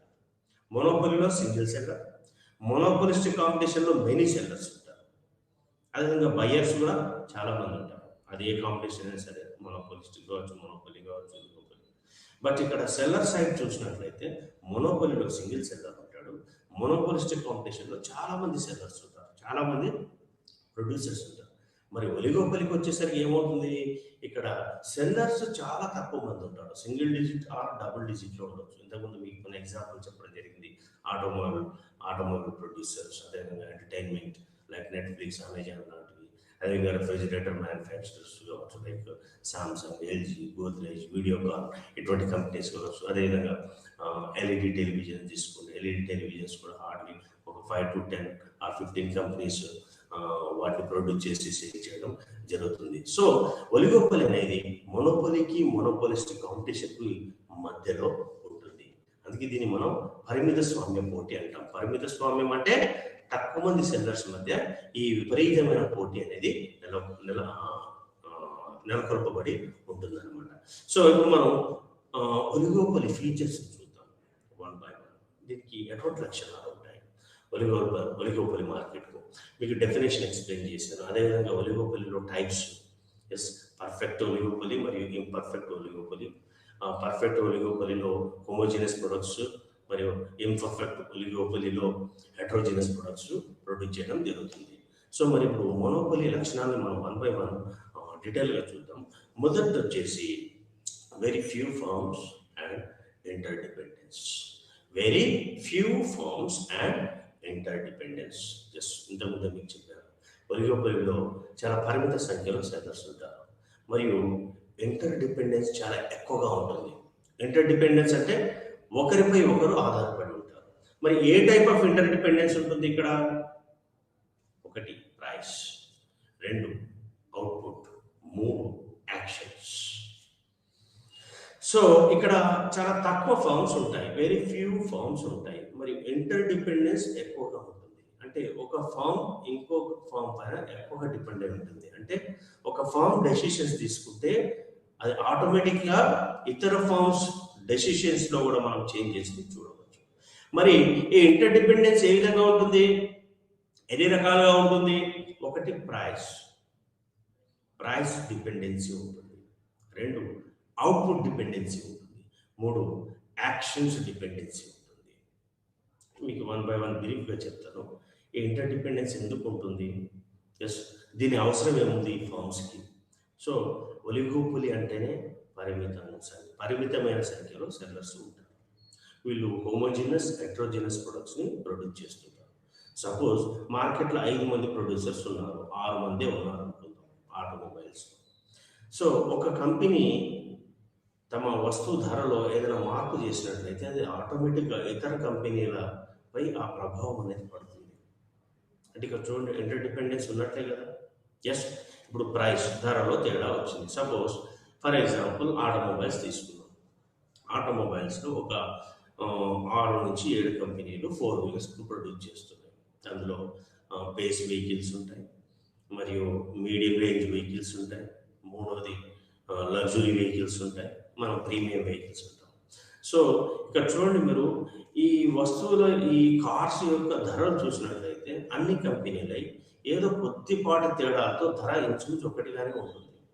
మీకు ఇప్పుడు ఒక సింపుల్ ఎగ్జాంపుల్ చెప్తాను, మీరు అబ్జర్వ్ చేశారు కదా, టీవీలో యాడ్స్ కూడా వస్తుంటాయి, పేపర్లో యాడ్స్ వస్తుంటాయి. ప్రతి కంపెనీ ఒక బేస్ మోడల్ ప్రొడ్యూస్ చేస్తుంది. ఎస్, ఆటోమొబైల్స్ తీసుకుందాం. ఇప్పుడు మారుతి సుజుకి ఉంది, ఒక బేస్ మోడల్ ఆల్టో అనుకుందాం.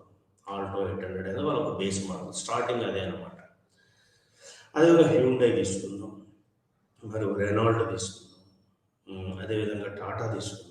మీరు ఇక్కడ చూడండి, ప్రతి కంపెనీ ఒక బేస్ మోడల్ ప్రొడ్యూస్ చేయడం జరుగుతుంది, వేరియంట్స్ అంటాం మనం. ఇప్పుడు ఆల్టోలో ఒక బేస్ మోడల్ ఉంది, స్టార్టింగ్ మోడల్ ఉంది. ఆ స్టార్టింగ్ మోడల్ ఏముంటుంది, జస్ట్ బేసిక్ ఫీచర్స్ ఉంటాయి. ఏసీ ఉండదు, పవర్ స్టీరింగ్ ఉండదు, అండ్ ఆటోమేటిక్ లాకింగ్ సిస్టమ్ ఉండదు.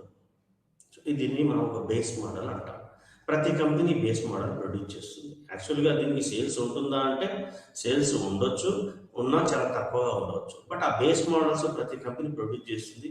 ఆ బేస్ మోడల్ ప్రైస్ని వాళ్ళు అడ్వర్టైజ్మెంట్స్లో చూపించడం జరుగుతుంది. అంటే మనం చూసినట్లయితే అబ్బా ఈ కార్ ధర ఇంత తక్కువగా ఉంది అనుకుంటాం, బట్ మనం అందులో ఫీచర్ చూసేసరికి ఏ ఫీచర్స్ ఉండవు. ఎస్, ఆటోమేటిక్ ట్రాన్స్మిషన్ ఉండదు, ఏసీ ఉండదు, సెంట్రల్ లాకింగ్ ఉండదు, పవర్ విండోస్ ఉండవు, ఏమీ ఉండవు. ఏముంటుంది, అక్కడ స్టీరింగ్ ఉంటుంది, 4 వీల్స్ ఉంటాయి, చాసిస్ ఉంటుంది, ఎక్స్టర్నల్ డోమ్ ఇవన్నీ ఉంటాయి. సో ఎవరైనా సరే ఏసీ లేకుండా కార్ డ్రైవ్ చేయలేరు. అదేవిధంగా పవర్ స్టీరింగ్, పవర్ విండోస్ లాంటివి, మరి సెంట్రల్ లాకింగ్ సిస్టమ్ లాంటి సెక్యూరిటీ సిస్టమ్ ఇవన్నీ కావాలనుకుంటారు. మరి ఆ ఫీచర్స్ ఒకటొక్కటి మీరు యాడ్ చేస్తూ పోతే ఆ బేస్ మోడల్ కాస్టే మనకి దాదాపు 30-40% పెరుగుతుంది. అలా ప్రతి కంపెనీ బేస్ మోడల్ ఇంట్రడ్యూస్ చేసి ఆ ప్రైస్ని మాత్రం ఫిక్స్ చేస్తాయి. మీరు ఆ బేస్ మోడల్ ప్రైస్ చూడండి. ఎస్, ఆల్టో 800 కావచ్చు, రెనాల్ట్ మీడ్ కావచ్చు, అదేవిధంగా డాట్సన్ రెడిగో కావచ్చు. మీరు చూడ బేస్ మోడల్ వాళ్ళు ఎంత 2.3 lakhs అనుకుందాం. Suppose Maruti 2.3 lakhs base model, అంటే వితౌట్ రిజిస్ట్రేషన్, ట్యాక్స్ ఇవి కాకుండా అని చెప్పేది. అంటే ఎక్స్ షోరూమ్ ప్రైస్ అంటాం. అంటే షోరూంలో మనం డైరెక్ట్గా వెళ్ళి కొన్నప్పుడు ఎస్, అది దాన్ని ఎక్స్ షోరూమ్ ప్రైస్ అంటాం. ఆ తర్వాత మనం బయటకు వచ్చి దాన్ని రిజిస్టర్ చేయడము, మరి అదేవిధంగా ట్యాక్స్ పే చేయడము, అదేవిధంగా ఇన్సూరెన్స్ పే చేయడం, ఇవన్నీ మళ్ళీ అడిషనల్ ఎక్స్పెన్సెస్ అనమాట. సో మీరు ఎక్స్ షోరూమ్ ప్రైస్ చూడండి. ఇప్పుడు Maruti Alto 2.3 lakhs rupees per base model అని ఉంటుంది. అదేవిధంగా మీరు క్విడ్ తీసుకుంటే 2.35 ఆర్ 2.36. అదే డాట్సన్ రెడిగో 2.10, 2.20. ఇక్కడ చూడండి, ప్రైస్ వేరియేషన్ అనేది చాలా తక్కువగా ఉంది. చూడండి మీరు ఇక్కడ ఒక 5,000, 10,000 లోపు ఈ ప్రైస్ వేరియేషన్ అనేది మనకి కనిపిస్తుంది. అదేవిధంగా ప్రతి మోడల్కి ఈ ప్రైస్ వేరియేషన్ చూసినట్లయితే చాలా తక్కువ డిఫరెన్సెస్ ఉంటుంది. అంటే ఈచ్ కంపెనీ ప్రొడ్యూస్ చేసే మోడల్ ఏదైతే ఉంటుందో, పర్టికులర్ కేటగిరీ ఏదైతే ఉంటుందో, బేస్ మోడల్ మరియు premium models, luxury models, yes. So వీటి ప్రైస్ ఇన్స్ట్రుమెంట్స్ కొంత తేడాలతో ఒకే విధంగా ఉంటుంది. సో ఇక్కడ ఏమవుతుందంటే ఈ ప్రైసెస్లో మరి ఎందుకు చేంజ్ మనం చూడం.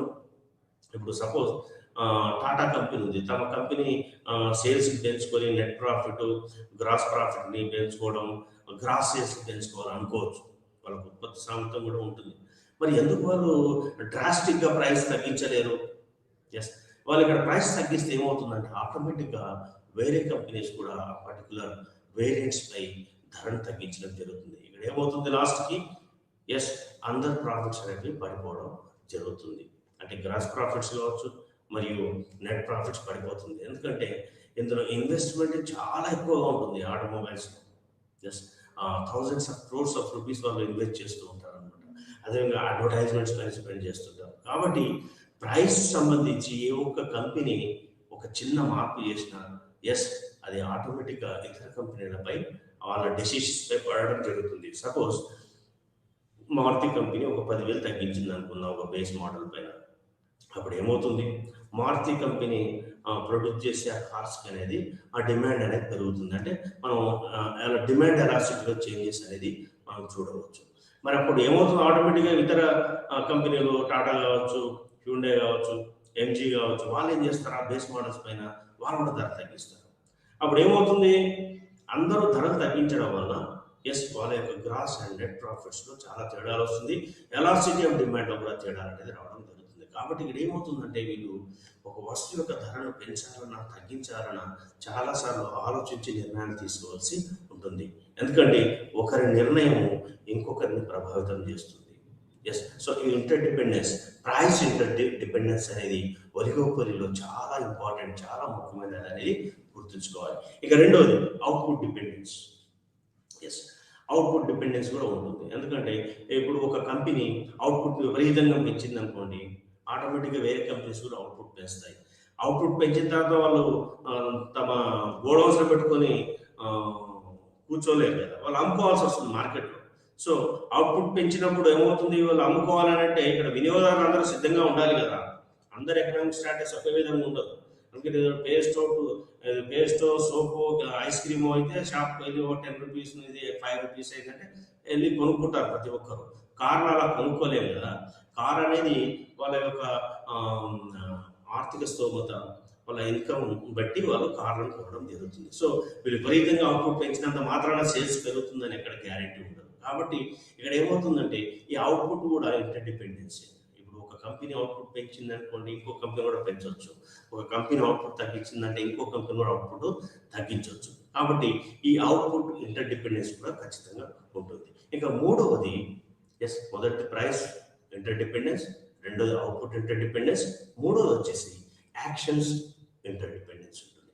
ఇక్కడ యాక్షన్స్ అంటే ఏంటి, ఒక ఫర్మ్ ఏదైనా చర్యలు చేపట్టినట్లయితే అది ధర లేదా ఉత్పత్తికి సంబంధించి లేదా అడ్వర్టైజ్మెంట్స్కి సంబంధించి ఏదైనా చర్యలు చేపట్టినట్లయితే ఆటోమేటిక్గా రైవల్స్ కూడా అటువంటి చేంజెస్కి వెళ్ళే అవకాశం ఉంటుంది. సో వీటిని మనం రైవల్ యాక్షన్స్ అంటాం.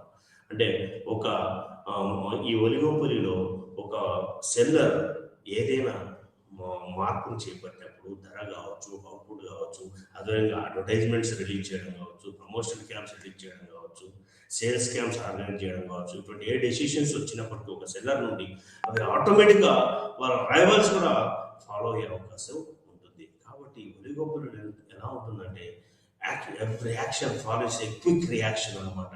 ఒక కంపెనీ ఏదైనా నిర్ణయం తీసుకున్నప్పుడు ఆటోమేటిక్గా రైవల్స్ ఇమ్మీడియట్గా రియాక్షన్స్ ఇవ్వడం జరుగుతుంది. మీరు చూడండి, ఏదైనా ఫెస్టివల్ వచ్చిందనుకున్నాం, ఇదే మనం ఇప్పుడు ఆటోమొబైల్స్ తీసుకున్నాం. ఒక కంపెనీ ఉంటుంది, దసరా సందర్భంగా 10,000 తగ్గించామంటారు, లేదా దసరా సందర్భంగా ఉచిత ఇన్సూరెన్స్ ఇస్తాము కారు పైన అని ఒకరు. చూడండి, దసరా సంబంధంగా ఎక్స్టెండెడ్ వారంటీ అని వస్తారు. అప్పుడు ఏమవుతుంది, ఇమ్మీడియట్గా మీరు విత్ ఇన్ ఫ్యూ అవర్స్లో ఫాలో అప్ యాడ్స్ చూడవచ్చు రైవల్స్కి. వాళ్ళు కూడా ఏం చేస్తారు, మేము ధర తగ్గించాము దసరా సందర్భంగా, మేము అదేవిధంగా డబుల్ ఎక్స్టెండెడ్ వారంటీ ఇస్తామని ఇంకొకరు, మీరు ఆఫ్టర్ సేల్ సర్వీస్ ఇంటి దగ్గరికి వచ్చి సర్వీస్ చేస్తామని ఇంకొకరు. చూడండి, ఈ విధంగా ఉంటుంది. అంటే ఇప్పుడు ఏమవుతుందంటే ఇక్కడ రైవల్స్ యాక్షన్స్కి రియాక్షన్స్ అనేవి చాలా క్విక్గా జరుగుతాయి ఒలిగోపోలీలో. ఎందుకంటే వీళ్ళ ఇన్వెస్ట్మెంట్స్ అనేవి చాలా భారీ స్థాయిలో ఉంటాయి. థౌజండ్స్, హండ్రెడ్స్ ఆఫ్ క్రోర్స్లో ఉండడం వల్ల ఈ పోటీని తట్టుకునేందుకు వాళ్ళు ఎప్పటికప్పుడు తమ రైవల్స్ యొక్క యాక్షన్స్ని క్లోజ్గా అబ్జర్వ్ చేస్తూ ఉంటారు.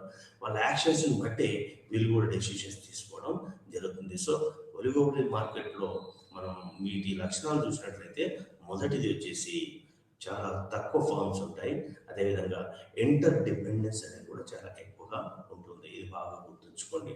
సో ఇందులో ప్రైస్ ఇంటర్ డిపెండెన్స్, అవుట్పుట్ ఇంటర్డిపెండెన్స్ మరియు రైవల్స్ యాక్షన్స్ ఇంటర్డిపెండెన్స్, ఈ మూడు చాలా ముఖ్యమైనవి.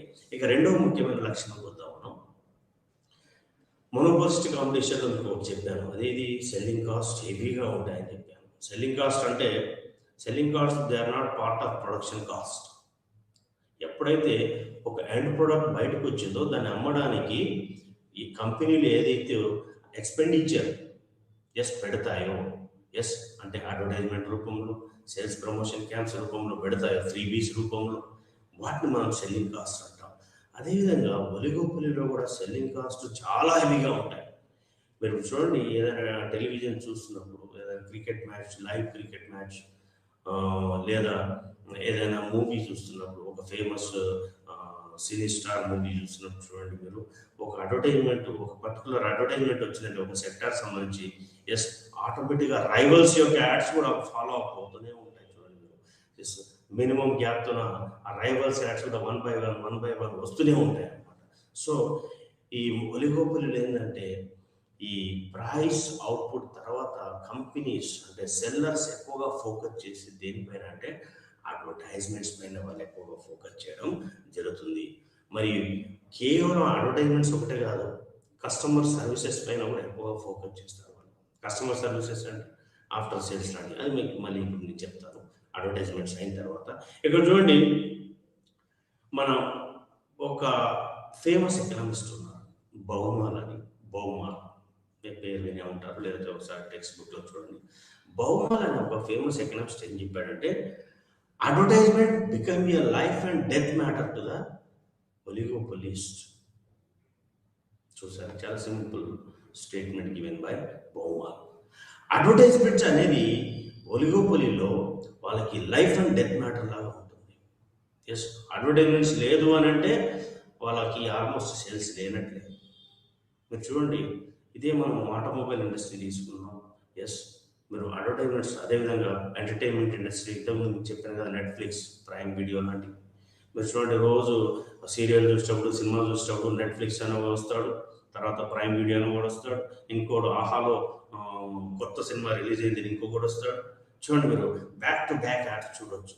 అంటే ఆ రైవల్రీ ఎలా ఉంటుంది చూడండి. అంటే అడ్వర్టైజ్మెంట్స్ పైన ఎలా స్పెండ్ చేస్తున్నారు, వాళ్ళ స్పెండింగ్ ప్యాటర్న్ చూస్తే మీకు అర్థమవుతుంది. ప్రైమ్ టైంలో స్పెండ్ చేస్తారు అడ్వర్టైజ్మెంట్స్ పైన, 5 to 10 times ఎక్కువ స్పెండ్ చేస్తారు ప్రైమ్ టైంలో, అంటే ఈవినింగ్ టైం, మార్నింగ్ టైం, లేదా ఏదైనా లైవ్ ప్రోగ్రామ్స్ వచ్చేటప్పుడు చూడండి మీరు. అదేవిధంగా ఏదైనా లైవ్ క్రికెట్ మ్యాచ్ వచ్చేటప్పుడు చూడండి, ఆ కంపెనీస్ ఏకంగా ఆ ప్రోగ్రామ్స్ని స్పాన్సర్ చేసిస్తుంటాయి. ఆ కంప్లీట్ 24 hours ప్రోగ్రామ్ని స్పాన్సర్ చేస్తుంటాయి. కొందరు ఆ క్రికెట్ గ్రౌండ్లోనే తమ ప్రొడక్ట్స్ని డిస్ప్లే చేస్తుంటారు. దానికి ఎంతో వాళ్ళు స్పెండ్ చేయడం జరుగుతుంది అనమాట. సో ఒలిగోపొలిలో ఏమవుతుందంటే, ఈ సెల్లింగ్ కాస్ట్ అనేది చాలా హెవీగా ఉంటుంది. మరి వాళ్ళు మెయిన్గా డిపెండ్ అయ్యేది కూడా అడ్వర్టైజ్మెంట్స్ పైనే. అడ్వర్టైజ్మెంట్స్ బేక్ చేసుకొని వాళ్ళ సేల్స్ కూడా ఉంటుంది అన్నమాట. ఇప్పుడు మీరు న్యూస్ పేపర్ చూడండి, అదేవిధంగా ఏదైనా మీరు వెబ్సైట్స్ బ్రౌజ్ చేస్తున్నప్పుడు మీ మొబైల్లో కానీ ల్యాప్టాప్లో కానీ చూడండి, మీరు ఏదో ఇన్ఫర్మేషన్ గురించి టైప్ చేస్తారు గూగుల్లో. Yes, for example economics class అని టైప్ చేస్తారు, లేదంటే మైక్రో ఎకనామిక్స్ డెఫినేషన్ అని టైప్ చేస్తారు. అక్కడ మీకు డెఫినేషన్స్ వస్తాయి, at the same time ads వస్తుంటాయి. బాటంలో వస్తాయి, అప్లో వస్తాయి, రైట్ సైడ్, లెఫ్ట్ సైడ్ వస్తుంటాయి. ఎస్, మీరు యాడ్స్ ఒకసారి గమనించండి. సపోజ్ ఎప్పుడో ఒకప్పుడు మీరు ఒక ఎల్ఈడి టీవీ గురించి బ్రౌజ్ చేశారు గూగుల్ అనుకుందాం. 32 inches ఎల్ఈడి టీవీ మీకు కావాలి, వాటి ప్రైస్ తెలుసుకొని కొనుక్కుందాం అనుకుంటున్నారు. మీరు ఏం చేస్తారు, price of 32-inch LED TV in Hyderabad అని కొట్టారు, లేదా ఇన్ ముంబై అని కొట్టారు. అప్పుడు ఏమవుతుంది, అన్ని ఎల్ఈడి టీవీ కంపెనీస్ అన్ని డీటెయిల్స్ వస్తాయి, మీరు అది చూస్తారు, మర్చిపోతారు. అయితే నెక్స్ట్ డే ఒక వారంకి ఏమవుతుంది, మీరు ఇంకా వేరే టాపిక్స్ బ్రౌజ్ చేస్తారు గూగుల్లో. మీరు చూడండి, ఆ టాపిక్స్ బ్రౌజ్ చేసినప్పుడు ఆ టాపిక్స్ ఇన్ఫర్మేషన్తో పాటు మీరు ఎప్పుడో వారం కింద సెర్చ్ చేసిన LED TV advertisements 1 by 1 back to back వస్తాయి మీ వెబ్సైట్. ఎప్పుడైనా అబ్జర్వ్ చేశారా? చూడండి, అంటే హంట్ చేస్తారు, వాళ్ళు కన్స్యూమర్స్ని హంట్ చేస్తారు. ఈ డేటా అనలిటిక్స్ అనేటి ఒకటి ఉంటుంది. డేటా అనలిటిక్స్ అంటే ఏమిటి, ఈ కన్స్యూమర్స్ ఎవరైతే ఉన్నారో, ఇంటర్నెట్ యూజ్ చేసే కన్స్యూమర్స్, వాళ్ళు ఇంటర్నెట్ ఏ విధంగా కన్జ్యూమ్ చేస్తున్నారు, దేనికి వాడుతున్నారు, ఎలా సెర్చ్ చేస్తున్నారు, ఏమి సెర్చ్ చేస్తున్నారు, ఈ ప్యాటర్న్స్ ఏవైతే ఉన్నాయో ఇవన్నీ గ్రాప్ చేస్తారనమాట, క్యాప్చర్ చేస్తారు. గూగుల్ చేసే పని కూడా అదే. మీరు ఏదైనా గూగుల్లో సెర్చ్ చేస్తే మీకు ఏమేమి ఇష్టం అనేది అన్నీ ఆ గూగుల్ ఒక డేటా తయారు చేస్తుంది. మీ పైన ఏకంగా మీ బయోగ్రఫీనే తయారు చేస్తుంది. మీ టేస్ట్, మీ హ్యాబిట్స్ ఏంటి అనేది ఏకంగా ఒక బయోడేటాని తయారు చేసి పెడుతుంది. ఆ బయోడేటాని ఏం చేస్తున్నది, కంపెనీస్ కమ్మేస్తుంది. ఫలానా ఎక్స్ కంపెనీ ఉన్నాడు, వీడు ఎప్పుడు ఇవే బ్రౌజ్ చేస్తుంటాడు, వీరికి యాడ్స్ పంపించేయండి. సో ఆ యాడ్స్కి గూగుల్ వారికి వాడు పే చేస్తాడు అనమాట. చూడండి, ఈ విధంగా ఏమవుతుందంటే అడ్వర్టైజ్మెంట్స్ అనేది ఈ ఒలిగోపొలి మార్కెట్లో హైలీ ఇన్ఫ్లుయెన్షియల్ అనమాట. మరి ప్రధానంగా వీళ్ళు తమ సేల్స్ని పెంచుకోవడానికి ఈ అడ్వర్టైజ్మెంట్స్ పైన ఎక్కువగా డిపెండ్ కావడం జరుగుతుంది. ఇంకా రెండో విషయం మనం చూద్దాం. అడ్వర్టైజ్మెంట్స్ పైన ఒకటి వీళ్ళు డిపెండ్ అవుతారా మరి ఒలిగోపొలి మార్కెట్లో సెల్లర్స్? రెండోది కూడా ఉంది. వాళ్ళు ఇంపార్టెన్స్ ఇచ్చే రెండవ అతి ముఖ్యమైన విషయం ఏంటంటే కస్టమర్ సర్వీసెస్. కస్టమర్ సర్వీసెస్ని చాలా ప్రొవైడ్ చేస్తారు వాళ్ళు. ఎస్, ఆఫ్టర్ సేల్స్ చూడండి, సపోజ్ మీరు ఒక రెఫ్రిజిరేటర్ కొన్నారు అనుకుందాం. ఆ రెఫ్రిజిరేటర్ కొన్న తర్వాత ఏదో రిపేర్ వచ్చింది. మీరు ఆ రెఫ్రిజిరేటర్ పట్టుకొని ప్రతిసారి ఆ సర్వీస్ సెంటర్ తీసుకెళ్ళారు, ఎందుకంటే చాలా పెద్దగా ఉంటుంది. ఆ ట్రాన్స్పోర్టేషన్ డ్యామేజ్ కావచ్చు, మళ్ళీ మీకు అది ట్రాన్స్పోర్టేషన్ ఛార్జెస్ పడతాయి, ఈ ఇష్యూస్ అన్నీ ఉంటాయి. సో ఇక్కడ ఏమవుతుందంటే ఈ కంపెనీస్ కస్టమర్ ఇంటి దగ్గరికి ఆ టెక్నీషియన్ పంపించడం జరుగుతుంది.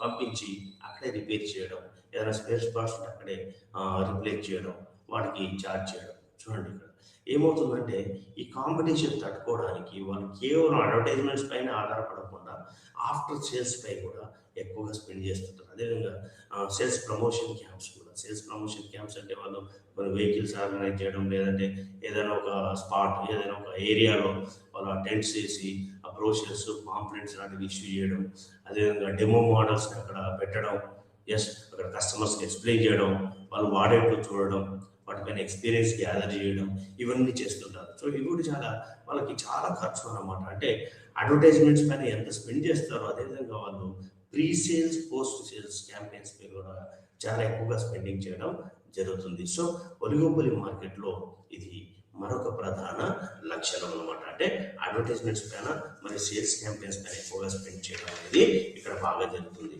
మరి ఇంకో లక్షణం చూసినట్టయితే ఒలిగోపొలిలో no unique pattern of pricing behaviour. No unique pattern of pricing behaviour. ఇక్కడ చూడండి, ఇక్కడ ఒలిగోపొలిలో సెల్లర్స్ ఏమవుతుందంటే వాళ్ళు ఒక రకమైనటువంటి ప్యాటర్న్ ఫాలో కావాలి. ప్రైసెస్ ఒక యూనిక్ ప్యాటర్న్ అంటూ ఏమి ఉండదు, ఒక స్టాండర్డైజ్ ప్యాటర్న్ అంటూ ఏమి ఉండదు. మరి దేని బేసిక్ చేసుకున్నారు ప్రైసెస్ ఫిక్స్ చేస్తారు? ఒకటి కాంపిటీషన్, రెండు కోఆపరేషన్, మూడు ప్రైస్ లీడర్షిప్. ఎస్, సో ఇక్కడ ఏమవుతుందంటే కాంపిటీషన్ బట్టి వాళ్ళ ప్రైసెస్ని ఫిక్స్ చేయడం జరుగుతుంది. కాంపిటీషన్ ఎలా ఉంది మార్కెట్లో, ఎవరు ఎన్ని యూనిట్స్ సేల్ చేస్తున్నారు, ఏ కంపెనీ ఎన్ని యూనిట్స్ సేల్ చేస్తుంది, మా కంపెనీ ఎన్ని యూనిట్స్ సేల్ చేసింది ఈ క్వార్టర్, ఫస్ట్ క్వార్టర్, సెకండ్ క్వార్టర్లో. సో ఈ విధంగా కాంపిటీషన్ బేస్ చేసుకొని కూడా వీళ్ళు ఆ ప్రైసెస్లో మార్పు చేర్పులు చేయడం జరుగుతుంది అనమాట. ఇక రెండోది cooperation. Yes, cooperation is nothing but a kind of syndicate, a kind of cartel అనమాట. మీకు ఇంతకుముందు కూడా మోనోపోల్స్ కాంపిటీషన్లో ఎక్స్ప్లెయిన్ చేయడం జరిగింది. సిండికేట్స్, కార్టెల్స్ అనేవి ఉంటాయి. ఎస్, సో ఇక్కడ సిండికేట్, కార్టెల్స్ అంటే ఏంటి? వీళ్ళంతా ఒక గ్రూప్గా ఫామ్ అవుతారు అనమాట. ఎస్, ఎవరైతే ఈ హోమోజీనియస్, హెట్రోజీనియస్ ప్రొడక్ట్స్ ప్రొడ్యూస్ చేస్తారో వీళ్ళు ఒక గ్రూప్గా ఫామ్ అవుతారు. అంటే ఆ ప్రైస్ రిజిడిటీ ఫాలో అవుతుంటారు అనమాట. అంటే ఎవరైనా కంపెనీ సడన్గా ప్రైస్ పెంచడం, తగ్గించడం లాంటివి చేయకూడదని, లేదా అవుట్పుట్ పెంచడం, తగ్గించడం లాంటివి చేయకూడదని, అంటే a kind of cooperation they maintain అనమాట ఒలిగోపొలిలో. సో ఎందుకంటే సడన్గా ఒక కంపెనీ ప్రైస్ తగ్గించిందంటే ఆటోమేటిక్గా అది వేరే కంపెనీస్ పైన ఎఫెక్ట్ పడుతుంది అనమాట. కాబట్టి ఇక్కడ ఏమవుతుందంటే కోఆపరేషన్ కూడా ఉంటుంది. ఈ కోఆపరేషన్ ఏ ఫామ్లో ఉంటుంది? సిండికేట్స్ మరియు కార్టెల్ ఫామ్స్లో ఉంటాయి. మనం వింటూ ఉంటాం ఈ పదాలు, కుమ్మక్కయ్యారని అంటాం. అవును, ఎక్కువ రాజకీయాల్లో ఈ పదం వాడుతుంటాం. కుమ్మక్కయ్యారు, ఆ పార్టీ ఈ పార్టీ కుమ్మక్కయ్యి వీళ్ళు అన్నీ చేస్తున్నారు ఏదో అని మనం స్టేట్మెంట్స్ ఇస్తుంటాం. విమర్శకులు కూడా స్టేట్మెంట్స్ ఇస్తుంటారు. అదేవిధంగా ఈ ఒలిగోపొలి మార్కెట్ కూడా ఏమవుతుందంటే వీళ్ళు కుమ్మక్కు అవడం జరుగుతుంది. అచ్చ తెలుగులో చెప్పాలంటే కుమ్మక్కు, దాన్ని అఫీషియల్గా మనం ఎకనామిక్స్ లాంగ్వేజ్లో చెప్పాలంటే సిండికేషన్ ఆర్ కార్టెల్స్ అంటాం. సో వీళ్ళు ఏం చేస్తారంటే ఒక సిండికేట్గా ఫామ్ అవుతారు. అది అఫీషియల్ సిండికేట్ కావచ్చు, అన్అఫీషియల్ సిండికేట్ కావచ్చు. మనం ఓరల్గా ఉండొచ్చు, రైటింగ్లో ఉండొచ్చు ఆ సిండికేషన్ అనేది లేదా కార్టెల్ అనేది. సో ఇక్కడ ఏమవుతుందంటే వీళ్ళు ఈ పోటీని తట్టుకోవడానికి మరియు లాసెస్ని అవాయిడ్ చేయడానికి ఈ ప్రైస్ విషయంలో ఏదైనా మార్పు చేర్పులు చేయాలనుకుంటే ఒక విధమైన కోఆపరేషన్ ధోరణితోనే ఈ ప్రైసెస్లో మార్పు చేర్పులు చేయడం జరుగుతుంది అనమాట. ఇంకా మూడో విషయం వచ్చేసరికి ప్రైస్ లీడర్షిప్ అనేది ఒకటి చాలా ఇంపార్టెంట్. ఇక్కడ ప్రైస్ లీడర్షిప్ అంటే ఏంటి? ఒక ఫామ్ ఎస్ లీడర్గా ఉంటాడు అనమాట. అది చాలా వరకు పెద్ద ఫార్మ్స్ ప్రైస్ లీడర్గా ఉంటాడు ఒలిగోపొలిలో. ఇప్పుడు మనం ఆటోమొబైల్ ఇండస్ట్రీ తీసుకుందాం. మన ఇండియాలో అతిపెద్ద ఆటోమొబైల్ కంపెనీ ఏది? No doubt Maruti Suzuki.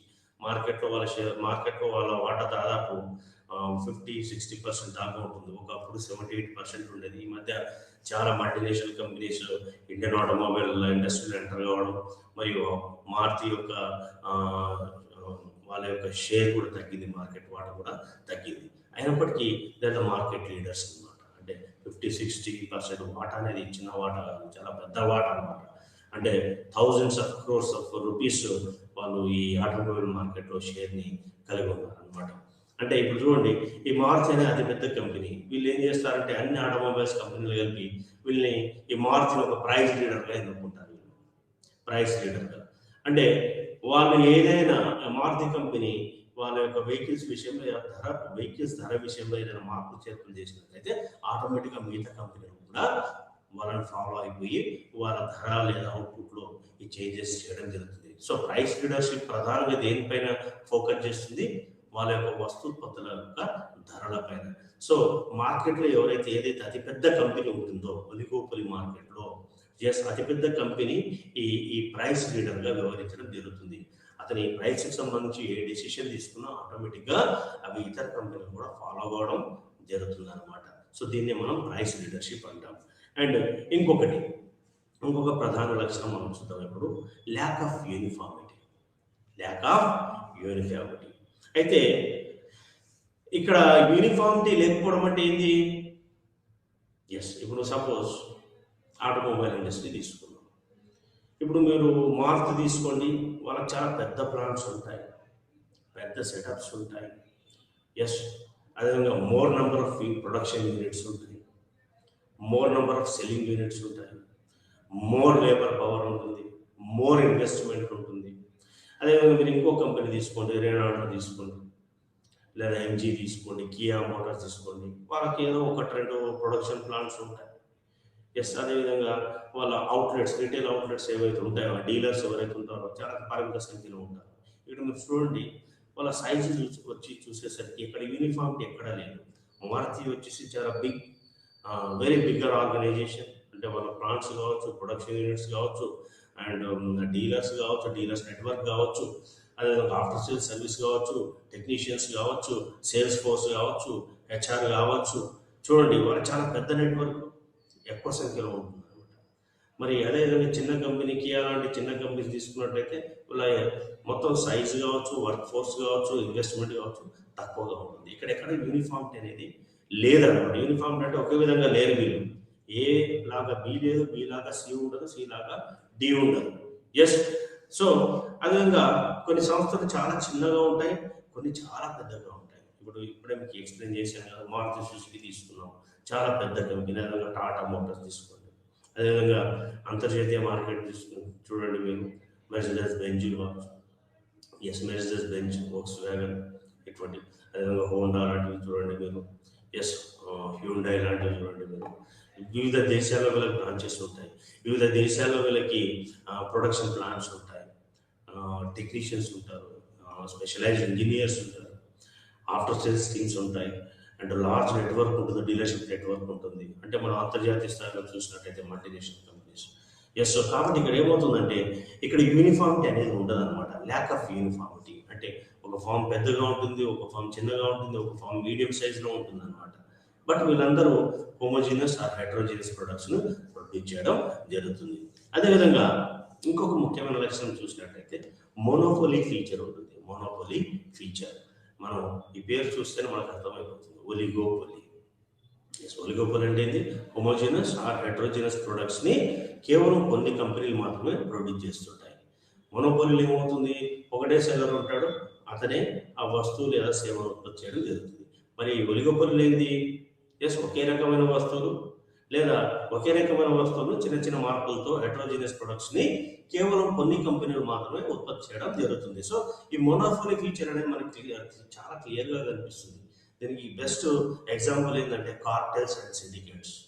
అంటే వీళ్ళు సిండికేట్గా ఫామ్ అయ్యారంటే ఆల్మోస్ట్ అది మోనోపోలీ ఫీచర్ అవుతుంది. అంటే ఈ ప్రైస్ కావచ్చు, అవుట్పుట్లో కావచ్చు, మీరు డెసిషన్ తీసుకోవాలంటే అందరిని కన్సల్ట్ చేసే డెసిషన్ తీసుకోవాల్సి ఉంటుంది. ఇక్కడ చివరిగా నష్టపోయేది ఎవరు? వినియోగదారులు. ఇప్పుడు పర్ఫెక్ట్ కాంపిటీషన్ ఏమవుతుంది? Lakhs of crores of sellers ఉండడం వల్ల వినియోగదారుడు ఎక్కడ ధర ఉంటే అక్కడ వెళ్ళి కొనుక్కుంటాడు. మరి ఈ ఒలిగోపొలిలో ఏమవుతుంది, సెల్లర్స్ చాలా తక్కువ మంది ఉండడం వల్ల, అదేవిధంగా వాళ్ళు ఒక సిండికేట్గా ఫామ్ కావడం వల్ల ఇక్కడ సరసమైన ధరలకు వస్తువులు అనేది వస్తువులు లభించడం అనేది చాలా తక్కువగా ఉంటుంది అనమాట. కాబట్టి ఇక్కడ ఈ ఒలిగోపొలి అనేది చాలా వరకు ఈ మోనోపొలి ఫీచర్స్ కలిగి ఉండడం జరుగుతుంది. అంటే each firm produce a good with specific brand. ఇక్కడ చూడండి మీరు, అంటే ప్రతి ఫామ్ ఒక బ్రాండ్ నేమ్తో ఆ వస్తువును ఉత్పత్తి చేయడం జరుగుతుంది అనమాట. దాన్ని ఇంకెవరు కాపీ చేయలేరు అనమాట. ఇప్పుడు సపోజ్ మీరు టెలివిజన్ ఇండస్ట్రీ తీసుకుందాం, అదే లేదంటే రెఫ్రిజిరేటర్, ఇంతకుముందు మీకు ఎక్స్ప్లెయిన్ చేశాను. రెఫ్రిజిరేటర్లో డైరెక్ట్ కూల్ అని, ఫ్రాస్ట్ ఫ్రీ అని, ఇంటర్చేంజబుల్ అని ఉంటాయి. ఇప్పుడు ఏమవుతుందంటే వీళ్ళు ఆ టెక్నాలజీ పైన పేటెంట్స్ అనేది వీళ్ళు కలిగి ఉంటారు, పేటెంట్స్ అండ్ కాపీరైట్స్ కలిగి ఉంటారు. సో ఇక్కడ ఏమవుతుందంటే ఒక కంపెనీ టెక్నాలజీని ఇంకో కంపెనీ కాపీ చేయలేదు, ఎందుకంటే వయలేషన్ అవుతుంది. సో ఇక్కడ ఏమవుతుందంటే companies almost monopoly power enjoy చేయడం జరుగుతుంది. మీకు బెస్ట్ ఎగ్జాంపుల్ చెప్తాను, ఆటోమొబైల్ ఇండస్ట్రీ తీసుకోండి. ఎస్, ఇప్పుడు ఆటో గేర్ సిస్టమ్ అని ఒకటి ఇంట్రడ్యూస్ చేసింది ఇంకో కంపెనీ, సివిటి అని. సివిటి కూడా ఆటోమేటిక్లో ఒక వేరియంట్ అనమాట, ఆటోమేటిక్ వెహికల్లో ఒక వేరియంట్. ఏమవుతుందంటే వీటిపైన వాళ్ళు పేటెంట్స్ పొందుతారు, ఎక్స్క్లూజివ్లు, ఇది మేమే కనిపెట్టాము, దీనిపైన రైట్స్ మాకే ఉన్నాయని వాళ్ళు పేటెంట్స్ పొందుతారు. లేదంటే ఏదైనా జీపీఎస్ టెక్నాలజీని కావచ్చు, ఎస్, లేదంటే ఇంకేదైనా కావచ్చు, వాళ్ళు ఆ పర్టికులర్ వెహికల్లో ఆ టెక్నాలజీని వాళ్ళు ఒక ఇన్నోవేటివ్ టెక్నాలజీ వాడడం జరుగుతుంది. దానిపైన వాళ్ళు పేటెంట్ తీసుకుంటారు. సో అయితే ఇక్కడ ఏమవుతుందంటే పేటెంట్ తీసుకుంటే వేరే కంపెనీలు ఆ టెక్నాలజీని వాడుకోలేవు. అంటే ఇక్కడ చూడండి మీరు ఎంత రిజిడ్గా ఉంటుంది అనేది. అంటే ఇక్కడ మోనోపోలీ ఫీచర్ ఉంటుంది. జస్ట్ ఏదైనా కంపెనీ ఒక పేటెంట్ పొందినట్లయితే సో వాళ్ళు మాత్రమే ఆ ప్రోడక్ట్ని ప్రొడ్యూస్ చేసే అవకాశం ఉంటుంది, వేరే వాళ్ళు ప్రొడ్యూస్ చేయడానికి వీలు లేదు. ఒకవేళ ప్రొడ్యూస్ చేస్తే అది ఏమవుతుంది, violation of patent rights or copyrights అవుతుంది. సో ఇక్కడ ఏమవుతుందంటే సో మోనోపోలీ ఫీచర్స్ అనేటివి ఈ ఒలిగోపోలీలో మనకు కొట్టొచ్చినట్లు కనిపిస్తాయి అన్నమాట. అంటే ఇక్కడ ఉన్నటువంటి ఈ విషయాలను చూసినట్లయితే. అదేవిధంగా ఇంకొక ముఖ్యమైన లక్షణం చూద్దాం మనం ఒలిగోపోలీ వచ్చేసి barrier to entry of firms. Barrier to entry of firms అంటే కొత్త కంపెనీలు లేదా కొత్త ఫార్మ్స్ ఈ మార్కెట్లోకి అంత ఈజీగా రాలేవు. ఎందుకు రాలేవు? ఇక్కడ చాలా రీజన్స్ ఉన్నాయి. ఇదే మనం ఆటోమొబైల్ ఇండస్ట్రీ తీసుకున్నట్టయితే ఆటోమొబైల్ ఇండస్ట్రీలోకి ఏదైనా ఒక కొత్త కంపెనీ రావాలనుకుంటే చాలా హ్యూజ్ ఇన్వెస్ట్మెంట్స్ కావాలి, వాళ్ళ దగ్గర విపరీతమైన క్యాపిటల్ ఉండాల్సి వస్తుంది, అదేవిధంగా మ్యాన్ ఫోర్స్ ఉండాలి. ఎస్, సో అప్పుడే వాళ్ళు ఆ మార్కెట్లోకి ఎంటర్ కాగలుగుతారు, లేదంటే కష్టం. చూడండి మీరు, ఒక ఒక ఆటోమొబైల్ మ్యానుఫ్యాక్చరింగ్ ప్లాంట్ పెట్టాలంటే థౌజండ్స్ ఆఫ్ క్రోర్స్ ఇన్వెస్ట్ చేయాల్సి ఉంటుంది. అది ల్యాండ్ పైన కావచ్చు, మెషినరీ పైన కావచ్చు, లేబర్ ఫోర్స్ పైన కావచ్చు. చూడండి చాలా ఇన్వెస్ట్ చేయాల్సి ఉంటుంది. అంటే ఇన్వెస్ట్మెంట్ చాలా ఎక్కువగా అవసరం ఉంటుంది అనమాట. ఇది ఒక పెద్ద బ్యారియర్. అంటే small and medium companies they cannot enter easily into the oligopoly market అనమాట.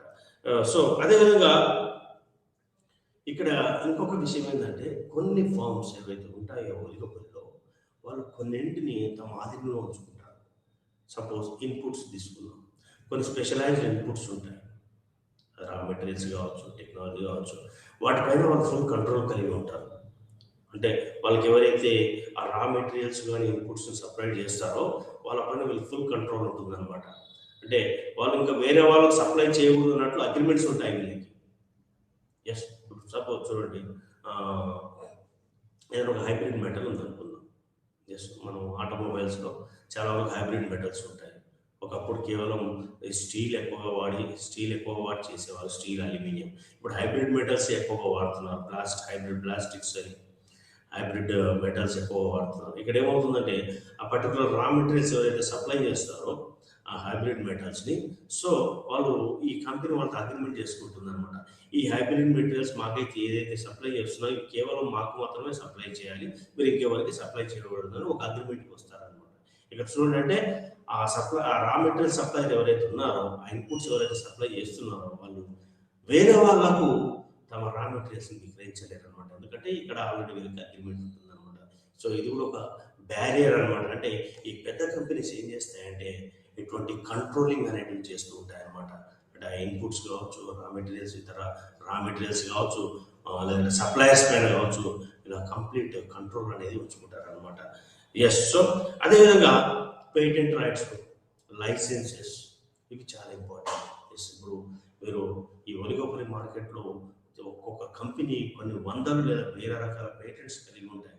మీరు ఇప్పుడు ఒకసారి గూగుల్ చేసి చూడండి.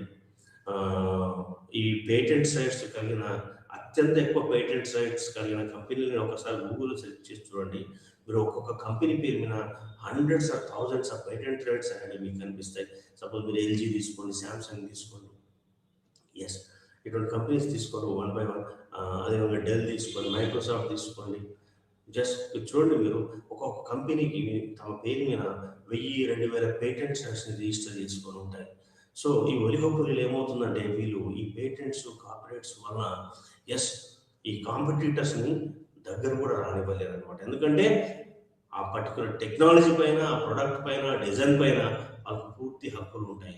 కాబట్టి ఈ కొత్త ఉత్పత్తిదారులు ఒలిగోపొలి మార్కెట్లోకి ఎంటర్ అయ్యి వస్తువులను ఉత్పత్తి చేయడం చాలా కష్టంగా ఉంటుంది. సో ఇవన్నీ ఒలిగోపొలిలో ఒక రకమైనటువంటి బ్యారియర్స్ అనమాట. అంటే కొత్త వాళ్ళంత ఈజీగా ఎంటర్ అవ్వడం ఎస్ సాధ్యం కాదు అన్నమాట. ఎందుకు? ఇవన్నీ రీజన్స్ అనమాట. సో అదేవిధంగా ఇంకో ముఖ్య లక్షణం చూద్దాం, ప్రైస్ రిజిడిటీ. ప్రైస్ రిజిడిటీ ఇంతకుముందు మీకు ఎక్స్ప్లెయిన్ చేశారు. ఒలిగోపొలిలో yes output, price and price leadership ఉంటాయని.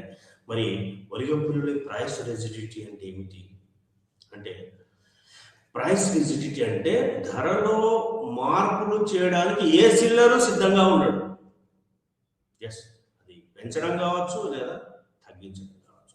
మామూలుగా ఈ గ్లోబలైజేషన్ ఎలా ఉంటుందంటే ప్రతి కంపెనీ తమ సేల్స్ని పెంచుకోవడానికి ధరలు తగ్గించడానికి చూస్తాయి. ధరలు తగ్గించి gross profits and gross sales పెంచుకోవడానికి చూస్తాయి. బట్ ఇక్కడ ఏమవుతుందంటే ఒలిగోపొలికి వచ్చేసరికి మాత్రం ఇక్కడ ప్రైస్ రిజిడిటీ అనేది చాలా ఇంపార్టెంట్ అనమాట. ఎస్. సో ఇక్కడ ఏ కంపెనీ, ఏ సెల్లరు ఎస్ ధరల్లో మార్పులు చేయడానికి అంత ఈజీగా ఒప్పుకోడు అనమాట. ఎందుకంటే ఇక్కడ కార్టెల్స్, సిండికేట్స్ కూడా ఒక రీజన్. వాళ్ళకు ఉన్నటువంటి ఆ సిండికేషన్ ఏదైతే ఉందో, official or unofficial agreement between sellers, yes అది కూడా ఒక రీజన్ ధరల్లో మార్పులు చేయకపోవడానికి. సో ఇక్కడ ప్రైస్ రిజిడిటీ ఫాలో కావడానికే ఈ సిండికేషన్స్ మరియు కార్టెల్స్ ఉంటాయన్నమాట. సో ఇక్కడ ఏమవుతుందంటే ప్రైస్ రిజిడిటీ ఎందుకు ఫాలో అవుతారు ఒలిగోపొలిలో అంటే, ఒక ప్రొడ్యూసర్ ప్రైస్ తగ్గించినట్లయితే ఎస్ ఆటోమేటిక్గా ఇంకో ప్రొడ్యూసర్ ప్రైస్ తగ్గించడానికే చూస్తారనమాట. ఎందుకంటే ఆయన కూడా తన సేల్స్ని పెంచుకోవాలి కాబట్టి. ఎస్. సో ఇక్కడ ఏమవుతుందంటే ఒక ప్రొడ్యూసర్ ప్రైస్ తగ్గించినట్లయితే ఇతర ప్రొడ్యూసర్ కూడా ప్రైస్ తగ్గించవలసి ఉంటుంది. ఎందుకంటే వాళ్ళు కూడా సేల్స్ పెంచుకోవాలి. అప్పుడు ఏమవుతుందంటే వీళ్ళ యొక్క గ్రాస్ ప్రాఫిట్స్ అనేది తగ్గిపోతాయి. కాబట్టి ఇక్కడే వాళ్ళు ఈ రిస్క్ తీసుకోవడానికి ఎవరూ రెడీగా ఉంటారు. అది లార్జ్ ఫామ్ కావచ్చు మరియు మీడియం ఫామ్ కూడా కావచ్చు. మనం మొత్తం డిస్కస్ చేసుకున్నాం. ఆటోమొబైల్స్లో మారుతి లాంటి biggest company, Maruti or Tata or small companies ఉంటాయి, రేనాల్డ్స్ లాంటివి, డాట్సన్ లాంటివి. సో ఇక్కడ ఎవరు ధరల్లో ఇమ్మీడియట్గా డ్రాస్టిక్ చేంజెస్ చేయడానికి రెడీగా ఉంటారు. అందరూ ఆ ప్రైస్ విజిడిటీ ఏదైతే ఉందో దాన్ని ఫాలో అవ్వడానికే ఇష్టపడతారు అనమాట. సో అదేవిధంగా ఇప్పుడు ఏదైనా ఒక ఫామ్ అంటే ఒలిగోపొలి మార్కెట్లో లేదా అన్ని ఫార్మ్స్ ఎగ్జిస్టింగ్ ప్రైస్ దగ్గర వాళ్ళ ప్రాఫిట్స్ అనేవి స్టేబుల్గా ఉన్నట్లయితే ఎవడు ఆ ప్రైస్ చేంజ్ చేయడానికి సిద్ధంగా ఉండడు అన్నమాట. అంటే ఎగ్జిస్టింగ్ ప్రైజెస్ దగ్గర సేల్స్ బాగుంది, అదేవిధంగా ప్రాఫిట్స్ కూడా బాగా ఉన్నాయి, నార్మల్ ప్రాఫిట్స్ వస్తున్నాయి అని అంటే వాళ్ళు ధరలో మార్పులు ఎందుకు చేయాలనుకుంటారు. కాబట్టి ఆ ప్రైస్ రిజిడిటీ అనేది వీళ్ళు ఖచ్చితంగా పాటించడం జరుగుతుంది అన్నమాట. కాబట్టి ఈ ఒలిగోపొలి ఫీచర్స్ చూసినట్లయితే ఇవి ప్రధానమైనటువంటి ఫీచర్స్ అనమాట. కాబట్టి ఒకసారి మీరు ఈ టాపిక్ని చదువుకునేటప్పుడు ఒలిగోపొలి డెఫినేషన్, అదేవిధంగా types of oligopoly, important features yes, అందులో పర్టికులర్గా ప్రైస్ అవుట్పుట్ డెసిషన్స్ బాగా చదువుకోండి. ఓకే, ఈరోజు క్లాస్ ఇంతటితో సమాప్తం. నమస్కారం.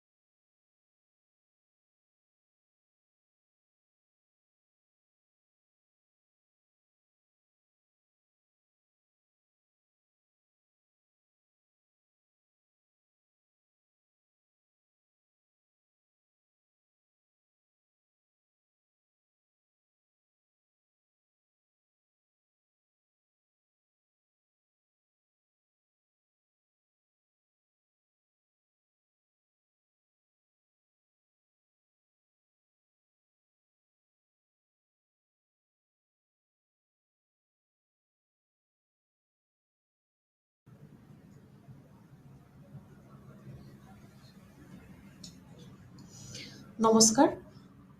আজি আলোচনাৰ বিষয়বস্তু হৈছে লোকপ্ৰশাসন। লোকপ্ৰশাসনৰ স্নাতক মহলাৰ এটা পাঠ্যক্ৰম যাৰ নাম হৈছে concept and significance of public administration. সমাজত বাস কৰা প্ৰতিজন ব্যক্তিৰে এটা উমৈহতীয়া সমস্যাৰ সন্মুখীন হ'বলগীয়া হয়।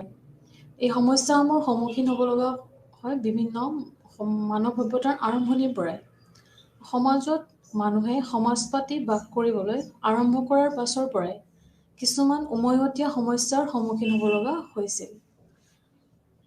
সমাজত শান্তি শৃংখলা বজাই ৰখা, অপৰাধ নিয়ন্ত্ৰণ কৰা আদি সমস্যাবিলাকৰ সমাধানৰ বাবে এক সামূহিক প্ৰচেষ্টা বা উমৈহতীয়া সিদ্ধান্তৰ প্ৰয়োজন হৈছিল, যাৰ বাবে সমাজত প্ৰথমবাৰৰ বাবে প্ৰশাসনৰ দৰে ব্যৱস্থাৰ আৱশ্যকতাৰ অনুভৱ কৰা হৈছিল। সেই সময়তে যদি সমাজে ইয়াৰ সদস্য সমষ্টিবিলাকৰ আচাৰ আচৰণ আৰু কাৰ্যকলাপ নিয়ন্ত্ৰিত আৰু শৃংখলিত কৰিবলৈ প্ৰশাসনৰ দৰে এক কৌশল বা আহিলা ব্যৱস্থা নকৰিলেহেঁতেন, তেতিয়াহ'লে হয়তো সমাজ এখনত শান্তি শৃংখলা বৰ্তি নাথাকিলে হয়। পাৰিবাৰিক জীৱনৰ পৰা আৰম্ভ কৰি সমাজৰ সকলো স্তৰতে য'ত শৃংখলা নিয়মানুৱৰ্তিতা দেখিবলৈ পোৱা যায়, তাতে আমি ধৰিব পাৰোঁ যে তাত এটা সুস্থ প্ৰশাসন ব্যৱস্থাই প্ৰচলিত হৈ আছে। সমাজৰ প্ৰতি সদস্যৰ এই কাৰ্যকলাপ বা আচৰণ কিছু পৰিমাণে নিয়ন্ত্ৰণ কৰাটো অত্যন্ত প্ৰয়োজনীয়। সমাজত ব্যক্তিসকলে কেনেধৰণে কাম কৰি আছে, প্ৰতিজন ব্যক্তিৰে এটা গুৰুত্বপূৰ্ণ ভূমিকা আছে আৰু তেওঁলোকৰ প্ৰতিজন ব্যক্তিৰে কাৰ্যকলাপসমূহ আমি নিয়ন্ত্ৰণ কৰিবলৈ কিছুমান ব্যৱস্থা কৰাটো অতিকৈ প্ৰয়োজন। কালক্ৰমত এই প্ৰশাসন ব্যৱস্থাই বিৱৰ্তনৰ মাজেৰে আহি ৰাষ্ট্ৰত বসবাস কৰা প্ৰতিজন ব্যক্তিৰে সুবিধা কাৰ্য সম্পাদন কৰিবলৈ আৰম্ভ কৰে। তো প্ৰশাসন হৈছে জনসাধাৰণৰ বা আমাৰ সাৰ্বজনীন সমাজ এখনৰ সাৰ্বজনীনভাৱে এক সামূহিক কাৰ্য। প্ৰশাসন অৰ্থাৎ ইংৰাজী শব্দ এডমিনিষ্ট্ৰেশ্যন শব্দটো মূলতঃ উৎপত্তি হৈছে এড এণ্ড মিনিষ্টাৰ নামৰ দুটাৰ লেটিন শব্দৰ পৰা, যাৰ অৰ্থ হৈছে টু চাৰ্ভ অৰ্থাৎ যত্ন সহকাৰে সেৱা কৰা বা যত্ন সহকাৰে কাম সম্পাদন কৰা। তো কোনো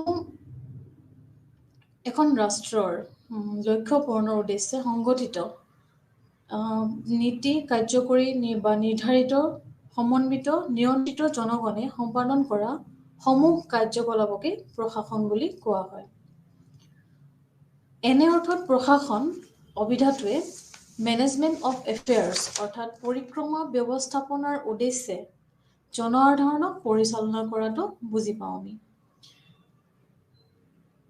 ভাৰতবৰ্ষৰ দৰে এখন কল্যাণকামী ৰাষ্ট্ৰত অতীতৰ পৰাই চৰকাৰী প্ৰশাসন ক্ৰিয়াই চিন্তানায়কসকলৰ দৃষ্টি আকৰ্ষণ কৰি আহিছে। যেনে কৌটিল্যৰ অৰ্থশাস্ত্ৰ, মহাভাৰত, ৰামায়ণ আদিত পুথিত প্ৰশাসনৰ বিষয়ে আমি বিস্তৃতভাৱে জ্ঞান লাভ কৰিব পাৰোঁ।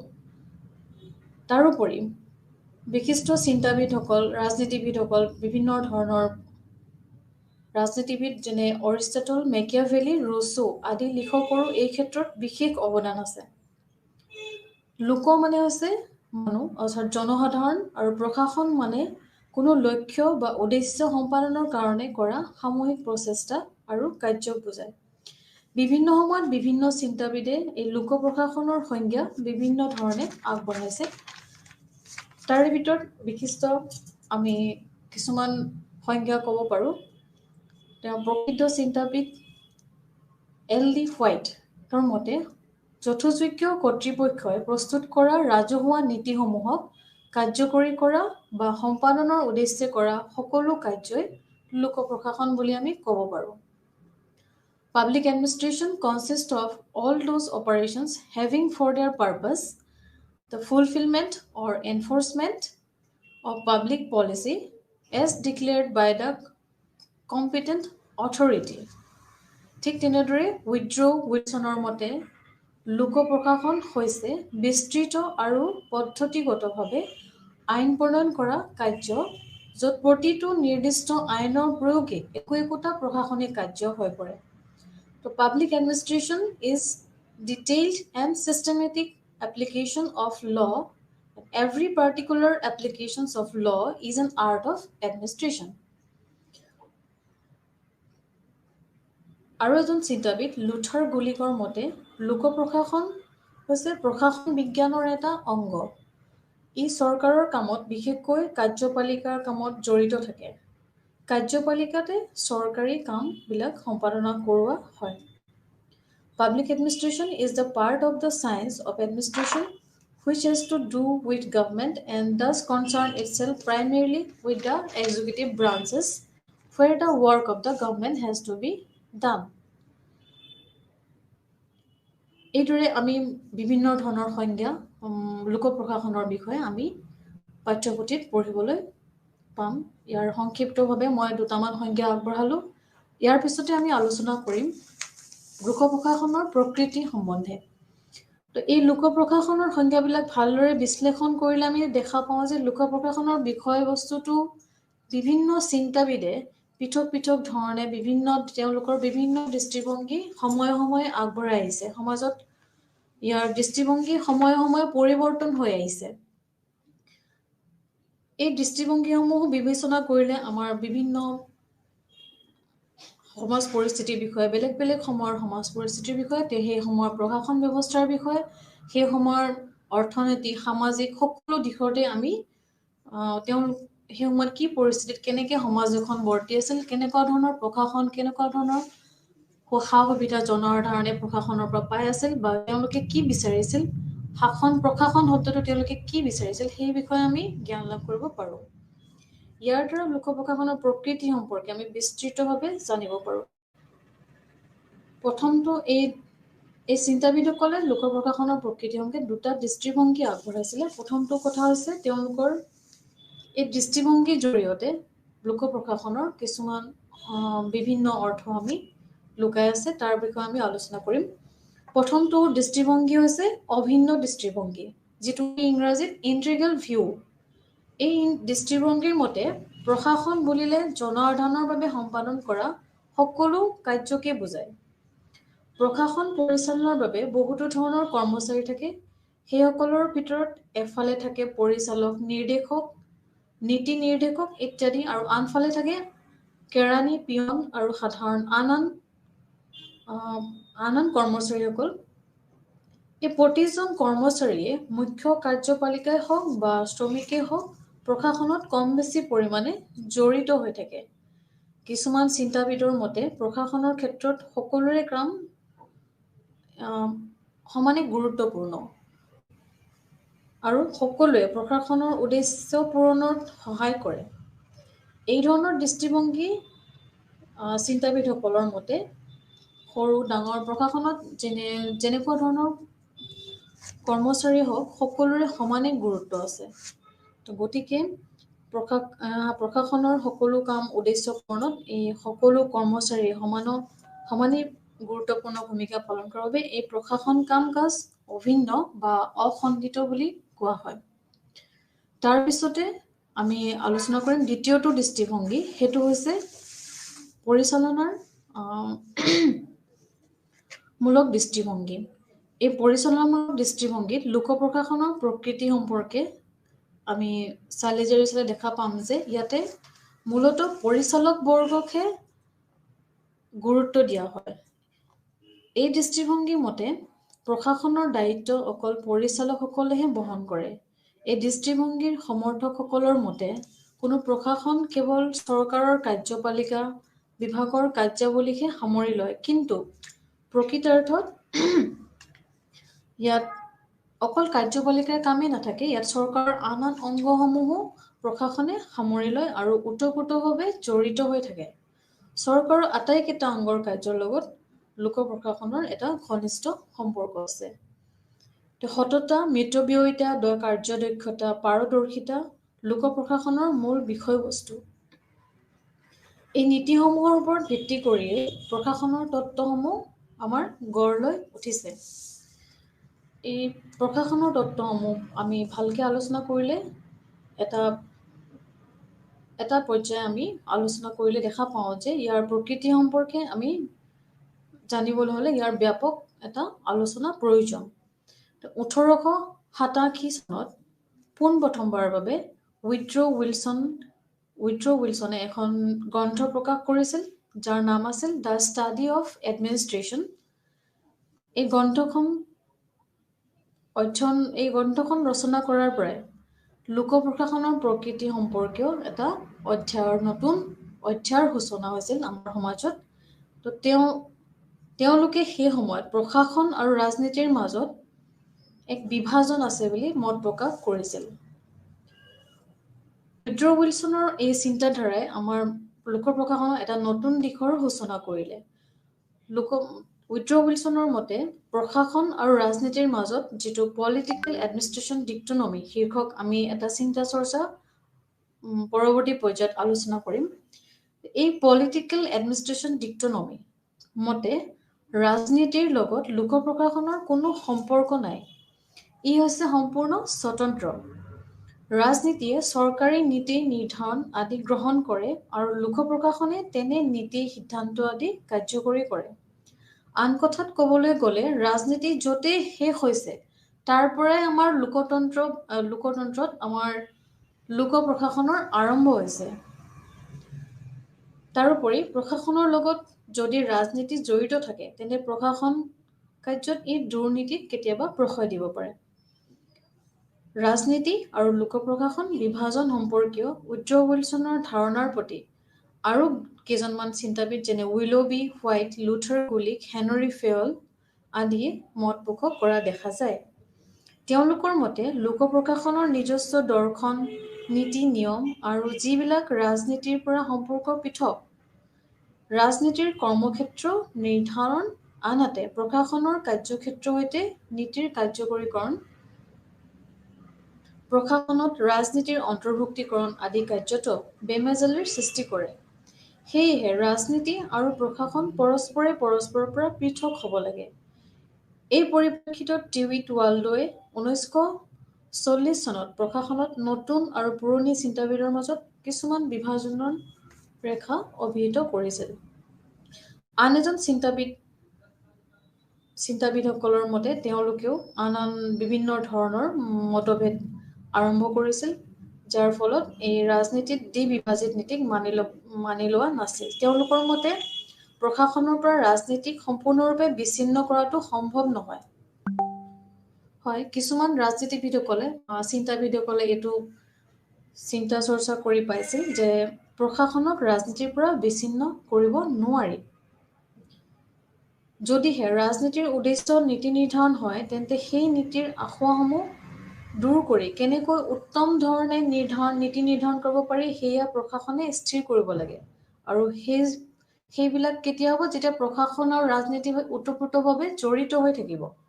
ৰাজনীতি আৰু প্ৰশাসনৰ মাজৰ পাৰস্পৰিক সমন্বয়ৰ ফলতহে প্ৰশাসনৰ মিতব্যয়িতা আৰু কাৰ্যদক্ষতা বৃদ্ধি কৰাটো সম্ভৱপৰ হয়। তেনেকৈ আমি সৰহসংখ্যক চিন্তাবিদৰ লোক প্ৰশাসনৰ প্ৰকৃতি সম্পৰ্কে এই বুলি মত প্ৰকাশ কৰিছে যে লোক প্ৰশাসন কলাও হয় আৰু বিজ্ঞানো হয়, বৰং দুয়োটাৰ সংমিশ্ৰণ হয়। তেওঁলোকৰ মতে যেতিয়া বিজ্ঞানসন্মত অধ্যয়ন আৰু গৱেষণাৰ জৰিয়তে লোক প্ৰশাসনে এক উৎকৃষ্ট ব্যৱস্থাপনাৰ দিশ উদ্ভাৱন কৰাত জড়িত হৈ পৰে তেতিয়া ইয়াক বিজ্ঞান বুলিব পাৰি। আকৌ যেতিয়া বিজ্ঞানসন্মত অধ্যয়নৰ ভিত্তিত উদ্ভাৱিত নীতি নিয়মসমূহক জনকল্যাণৰ স্বাৰ্থৰ হকে বাস্তৱ ক্ষেত্ৰত প্ৰয়োগ কৰা হয় তেতিয়া আমি ইয়াক কলা বুলি অভিহিত কৰোঁ। আৰু আন কথাত ক'বলৈ গ'লে লোক প্ৰশাসন হৈছে সমাজ বিজ্ঞানৰ এটা বিশিষ্ট অংগ আৰু সেয়ে ইয়াত বিজ্ঞান আৰু কলাৰ অপূৰ্ব সমাহাৰ ঘটাটো এক স্বাভাৱিক কথা। ইয়াৰ হৈছে সততা, মিতব্যয়িতা, কাৰ্যদক্ষতা, পাৰদৰ্শিতা প্ৰশাসনৰ মূল বিষয়বস্তু। সেয়ে আমি এইখিনি বস্তুক আমি প্ৰশাসনৰ মূল বিষয়বস্তু হিচাপে ল'ব পাৰোঁ। এই নীতিসমূহৰ ওপৰত ভিত্তি কৰিয়ে প্ৰশাসনীয় তত্ত্বসমূহ গঢ় লৈ উঠিছে। প্ৰায় 19শ শতিকাৰ শেষৰ ফালে আমেৰিকাৰ প্ৰসিদ্ধ চিন্তাবিদ F.W. টাইলৰে উদ্ভাৱন কৰা বৈজ্ঞানিক ব্যৱস্থাপনাৰ মতবাদ যিটোক আমি চাইণ্টিফিক মেনেজমেণ্ট এপ্ৰ'চ বুলি কওঁ ইংৰাজীত, সেই মতবাদৰ বিজ্ঞানসন্মত গৱেষণা কৰি তেওঁ তাত্ত্বিক চিন্তাৰ জৰিয়তে চৰকাৰৰ পাৰদৰ্শিতা আৰু মিতব্যয়িতা বৃদ্ধি কৰিবৰ বাবে তেওঁ বিভিন্ন আমাক পৰামৰ্শ আগবঢ়াই দি থৈ গৈছে। ইয়াৰ পিছতে আমি লোক প্ৰশাসনৰ অধ্যয়নৰ পৰিসৰৰ বিষয়ে কিছু আলোচনা কৰিম। তো সাধাৰণতে পৰিসৰ শব্দটোৱে কোনো এক বিষয়ৰ প্ৰকৃত জ্ঞানৰ অন্বেষণৰ কাৰণে নিৰ্দিষ্ট অৰ্থ আৰু পৰিধি বুজায়। লোক প্ৰশাসনৰ সংজ্ঞা আৰু প্ৰকৃতি সম্পৰ্কত চিন্তাবিদসকলৰ মাজত যিদৰে মতানৈক্য দেখা গৈছিল, সেইদৰে ইয়াৰ পৰিসৰৰ ক্ষেত্ৰতো বিভিন্ন চিন্তাবিদৰ বিভিন্ন মতামত আমি দেখা পাম। আমাৰ পাঠ্যক্ৰমত বিভিন্ন ধৰণৰ মতানৈক্য বা তেওঁলোকৰ যিখিনি ধাৰণা সেইবিলাক আমি দেখিবলৈ পাওঁ। তাৰে কিছুমান দৃষ্টিভংগী আমি অতি গুৰুত্বপূৰ্ণ বুলি ভাবোঁ। বিশিষ্ট চিন্তাবিদ হেনৰি ফেয়ল, মেকুইন, চাইমন, উইলবি আদি পণ্ডিতসকলে লোক প্ৰশাসনৰ পৰিসৰ সম্পৰ্কীয় সংকীৰ্ণ দৃষ্টিভংগীটো গ্ৰহণ কৰিছে।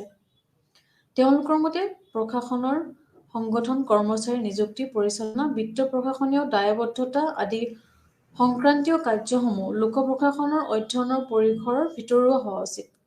আনহাতেদি ব্যাপক দৃষ্টিভংগী অনুসৰি চৰকাৰৰ আটাইকেইটা অংগৰ কাৰ্যাৱলীকে লোক প্ৰশাসনৰ পৰিসৰৰ ভিতৰত পৰে। অধ্যাপক L.D. হোৱাইট, কাৰ্ল মাৰ্কছ আদিয়ে এই ব্যাপক দৃষ্টিভংগীৰ পোষকতা কৰিছিল। বিশিষ্ট চিন্তাবিদ হেনৰি ফেয়লৰ মতে গৱেষণা আৰু ভৱিষ্যতৰ চিন্তাপ্ৰসূত পৰিকল্পনা, সংগঠন, আদৰ্শ, সমন্বয় সাধন, নিয়ন্ত্ৰণ, সমাজ এখনৰ নিয়ন্ত্ৰণ সাধন আৰু লোক প্ৰশাসনৰ পৰিসৰৰ অন্তৰ্গত হয়। তেওঁৰ এই ধাৰণাৰ জৰিয়তে প্ৰশাসনীয় কিছুমান মূল কৌশলৰ আলোচনাৰ বাট মুকলি কৰিছিল, যেনে পৰিকল্পনা, সংগঠন, আদেশ, সমন্বয় আৰু নিয়ন্ত্ৰণ। এই তাত্ত্বিক দিশবিলাক তেওঁ প্ৰশাসনৰ পৰিসৰ অতি গুৰুত্বপূৰ্ণ বিষয় হিচাপে আমাৰ মাজত আলোচনা কৰিছিল। তেওঁৰ দৰে আৰু এজন চিন্তাবিদ আমি লুথাৰ গুলিকৰ অভিমত লোক প্ৰশাসনৰ অধ্যয়নৰ পৰিসৰ সন্দৰ্ভত মতবাদটি তেওঁৰ অতি গুৰুত্বপূৰ্ণ। এই মতবাদটিক আমি পোষ্টকৰ্প অৰ্থাৎ POSDCORB ইংৰাজী পৰিশব্দৰ প্ৰথম বৰ্গৰ আমি গঠিত হৈছে। POSDCORB অৰ্থাৎ প্লেনিং, অৰ্গেনাইজিং, ষ্টাফিং, ডাইৰেক্টিং, কোঅৰ্ডিনেটিং আৰু ৰিপৰ্টিং। প্লেনিং মানে হৈছে পৰিকল্পনা। কোনো এক সামূহিক লক্ষ্যত উপনীত হ'বৰ অৰ্থে উপযুক্ত আঁচনি প্ৰস্তুত কৰি কাৰ্যপদ্ধতি পৰিচালনা কৰা। চৰকাৰ এখনে বা প্ৰশাসন এখন সুচাৰুৰূপে চলিবলৈ হ'লে আমাৰ যিদৰে নিৰ্দিষ্ট এটা পৰিকল্পনাৰ প্ৰয়োজন, সেই পৰিকল্পনা লোক প্ৰশাসনৰ অতিকৈ প্ৰয়োজন।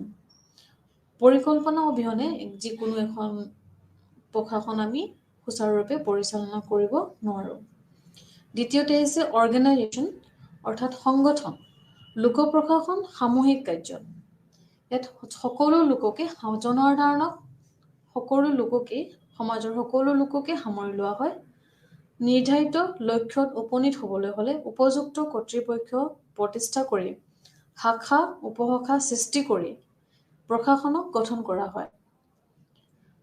তাৰপিছতে আহিলে ষ্টাফিং অৰ্থাৎ কৰ্মচাৰী পৰিচালনা। প্ৰশাসনীয় প্ৰয়োজন সুযোগ সুবিধাসমূহ প্ৰদান কৰি পৰিচালনা কৰা কাৰ্য হৈছে কৰ্মচাৰী পৰিচালনা। তো প্ৰশাসনীয় প্ৰয়োজনীয় সুযোগ সুবিধাসমূহ আমি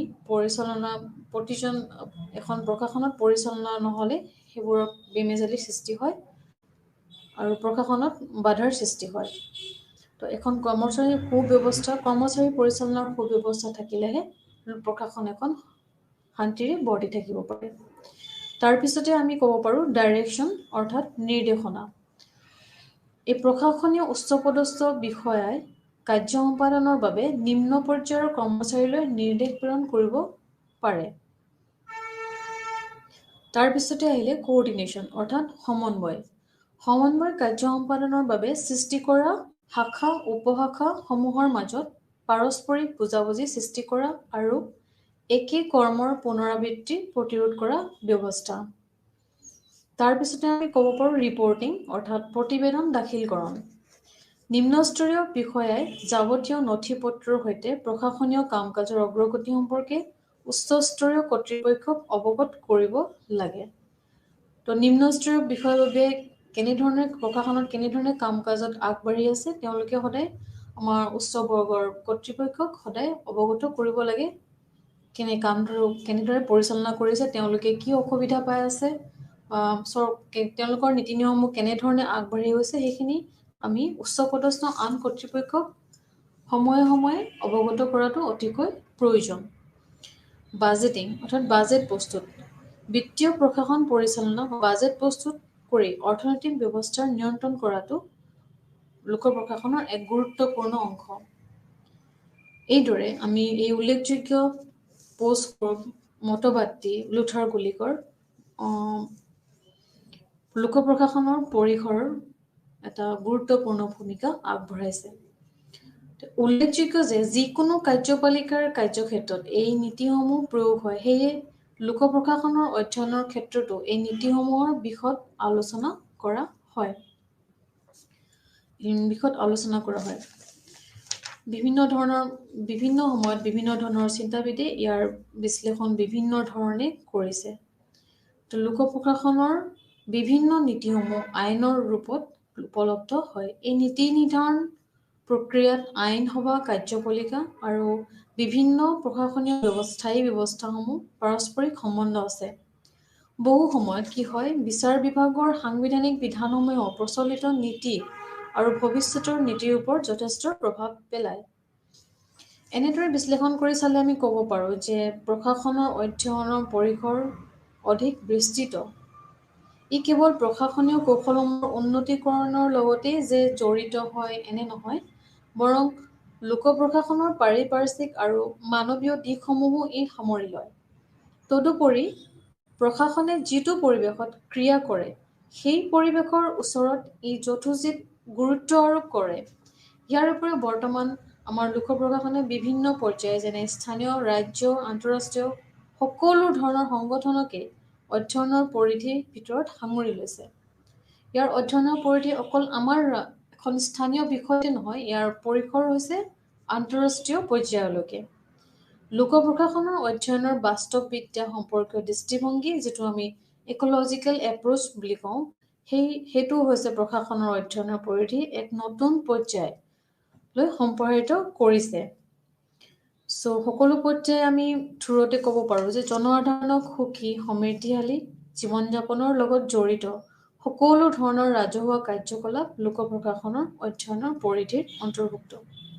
লোক প্ৰশাসন হৈছে এনে এখন সংগঠিত পদ্ধতি বা ব্যৱস্থা যি সমাজত মানৱ জীৱনৰ সামগ্ৰিক দিশসমূহ সামৰি লোৱা ৰাজনীতিৰ নীতি নিৰ্ধাৰণ প্ৰক্ৰিয়াত প্ৰভাৱিত কৰে। এক অধ্যয়নৰ বিষয়বস্তু হিচাপে লোক প্ৰশাসনে সামগ্ৰিক উন্নয়নৰ লক্ষ্যত উপনীত হ'বৰ বাবে ধাৰ্য কৰা নীতিসমূহৰ নিৰ্ধাৰণ আৰু কাৰ্যকৰী কৰাৰ লগতে সম্পৰ্কিত সকলো ধৰণৰ চৰকাৰী কাৰ্যকলাপৰ ওপৰত জড়িত থাকে। গতিকে আধুনিক কালত লোক প্ৰশাসনৰ পৰিধি যথেষ্ট পৰিমাণে প্ৰশস্ত হৈ পৰিছে আৰু ইয়াৰ ক্ৰমাগত সম্প্ৰসাৰণ সংঘটিত হৈ আছে। তাৰপিছতে আমি লোক প্ৰশাসনৰ প্ৰকৃতি সম্পৰ্কে যিখিনি পালোঁ, লোক প্ৰশাসনৰ আমি প্ৰকৃতি সম্পৰ্কে জনাৰ পিছত আমি লোক প্ৰশাসনৰ গুৰুত্ব আমি আলোচনা কৰিম যে বৰ্তমান চৰকাৰে কাৰ্যাৱলী সকলো ফালৰ পৰাই বৃদ্ধি পাইছে। চৰকাৰৰ কাৰ্য বৃদ্ধি পালে লোক প্ৰশাসনৰ দায়িত্বও বৃদ্ধি পাইছে। এতেকে ক'ব পাৰি যে লোক প্ৰশাসনৰ প্ৰধানকৈ কাৰ্যপালিকাৰ সৈতে জড়িত, তথাপি ইয়াৰ পৰিসৰ বহল আৰু মানুহৰ জীৱন ধাৰণৰ লগতে ইয়াৰ পৰিসৰৰো সাল সলনি হৈছে। এখন কল্যাণকামী ৰাষ্ট্ৰৰ আৱিৰ্ভাৱৰ লগে লগে লোক প্ৰশাসনৰ পৰিসৰো বৃদ্ধি পাইছে। এই লোক প্ৰশাসনে সমাজৰ সৰ্বনিম্ন স্তৰলৈকে নিজকে বিস্তৃত কৰিব পাৰিছে।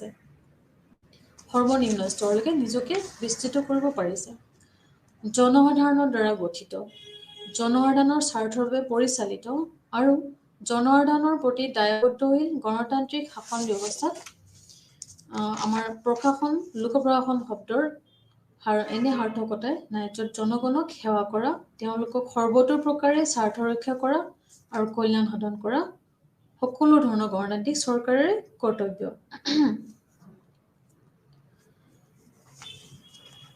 লোক প্ৰশাসনে মানৱ জীৱনত এটা গুৰুত্বপূৰ্ণ ভূমিকা গ্ৰহণ কৰি আছে। লোক প্ৰশাসন চিগনিফিকেন্স অফ পাব্লিক এডমিনিষ্ট্ৰেশ্যন। জীৱনৰ প্ৰতিটো স্তৰতে এই প্ৰশাসনৰ প্ৰয়োজন আছে। এখন দেশৰ জনসাধাৰণৰ প্ৰায় সকলো বিষয়তে প্ৰশাসনৰ ওপৰত নিৰ্ভৰশীল। তো জনসাধাৰণে বা সমাজত বাস কৰা প্ৰতিজন ব্যক্তিয়ে প্ৰায়বিলাক চাহিদা লোক প্ৰশাসনে পূৰণ কৰে। লোক প্ৰশাসনৰ ওপৰত মানুহৰ এই নিৰ্ভৰশীলতা দিনক দিনে বৃদ্ধি পাই আছে। প্ৰত্যেক ৰাষ্ট্ৰতে লোক প্ৰশাসন হ'ল চৰকাৰৰ এটা বিশেষ আহিলা যাৰ সহায়ত ই নিজৰ ইচ্ছা ব্যক্ত কৰিছে। চৰকাৰৰ মাধ্যমত ৰাষ্ট্ৰৰ ইচ্ছা ব্যক্ত হয়, সেইদৰে লোক প্ৰশাসনৰ জৰিয়তে চৰকাৰৰ নীতিবিলাক কাৰ্যকৰী কৰা হয় আৰু সাধাৰণ মানুহে চৰকাৰতকৈ লোক প্ৰশাসনৰ ওপৰতহে সেয়েহে বেছি নিৰ্ভৰশীল হৈ পৰিছে। তো বৰ্তমানে লোক প্ৰশাসনক আইন শৃংখলা ৰক্ষাৰ উপৰিও কল্যাণকামী শাসন ব্যৱস্থাৰ যন্ত্ৰ হিচাপে জনসাধাৰণক সেৱা কৰিবলৈ নিয়োগ কৰা হৈছে।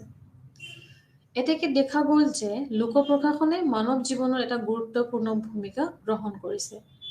সেয়েহে এই বিষয়টোৰ অধ্যয়নত কোনো দেশৰ মানুহে অৱহেলা কৰিব নোৱাৰে, সমাজৰ কোনো ব্যক্তিয়ে অৱহেলা কৰিব নোৱাৰে। লোক প্ৰশাসন সম্পৰ্কে সকলোৰে কিছু পৰিমাণে অভিজ্ঞতা থকা প্ৰয়োজন। এই বিষয় অধ্যয়নৰ দ্বাৰা এখন দেশৰ জনসাধাৰণে সকলো দিশ উপকৃত হয়। এখন দেশৰ জনসাধাৰণৰ সকলো দিশ এই লোক প্ৰশাসনৰ জৰিয়তে আমি উন্নত কৰিব পাৰোঁ আৰু তেওঁ সকলো সময়তে প্ৰশাসনৰ ওপৰত নিৰ্ভৰশীল হৈ পৰিছে। তো বৰ্তমান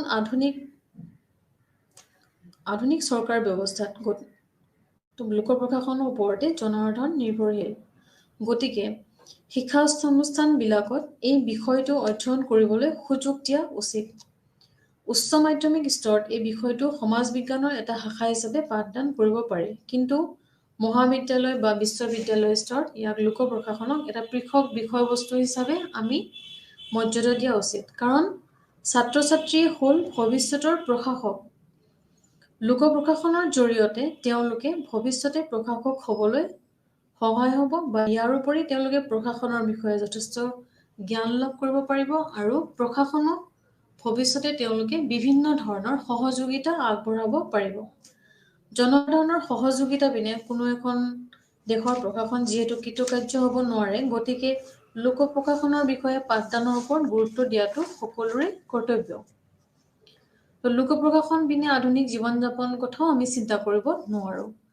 সুপ্ৰশাসন সভ্য সমাজত অস্তিত্ব ৰক্ষাৰ বাবে একান্ত প্ৰয়োজন। গতিকে মানৱ সভ্যতাৰ ভৱিষ্যত নিৰ্ভৰ কৰে সুপথত প্ৰশাসনৰ বিকাশৰ ওপৰত। লোক প্ৰশাসনৰ ওপৰতে আধুনিক সভ্যতা বহু পৰিমাণে নিৰ্ভৰশীল। তো কিছুমান কাৰণে সমূহে আমাৰ প্ৰশাসনৰ গুৰুত্ব অধিক বৃদ্ধি পাইছে। সেই কাৰকসমূহ আমি এটা এটাকৈ আলোচনা কৰিব পাৰোঁ। প্ৰথমটো আমি ক'ব পাৰোঁ বিজ্ঞান আৰু প্ৰযুক্তিবিদ্যা। Development of science and technology. বৰ্তমান বিজ্ঞান আৰু প্ৰযুক্তিবিদ্যাই শিল্প জগতত বৈপ্লৱিক পৰিৱৰ্তনৰ সূচনা কৰিছে। বিশ্বৰ চাৰিওফালে শিল্প বাণিজ্যৰ সম্প্ৰসাৰণ হ'ব ধৰিছে আৰু ইয়াৰ ফলত মানুহৰ জীৱন ধাৰণ পদ্ধতিৰো সালসলনি আৰু দিনে দিনে পৰিৱৰ্তন হ'বলৈ ধৰিছে। বৃহত্তৰ প্ৰতিষ্ঠান পৰিচালনাৰ বাবে যেনেদৰে সুশাসনৰ প্ৰয়োজন, ঠিক তেনেদৰে বৰ্তমান সময়ত আহি পৰা নতুন ধৰণৰ সমস্যাৰ মুখামুখি হ'বৰ বাবে লোক প্ৰশাসনৰ নতুন প্ৰস্তুতিৰ প্ৰয়োজন। তেনে জনস্বাৰ্থ ৰক্ষা তেতিয়াহে আমি ভালকৈ কৰিব পাৰোঁ আৰু সম্ভৱপৰ হৈ উঠে। গতিকে দেখা যায় যে বিজ্ঞান আৰু প্ৰযুক্তিবিদ্যাৰ উন্নয়নে লোক প্ৰশাসনৰ পৰিসৰ অধিক গুৰুত্বপূৰ্ণ কৰি তুলিছে আৰু ইয়াৰ গুৰুত্ব দিনক দিনে বৃদ্ধি পাই আহিছে। ব্যক্তিৰ নিৰাপত্তা। তাৰপিছতে আমি আলোচনা কৰিব পাৰোঁ এজন ব্যক্তিৰ নিৰাপত্তা।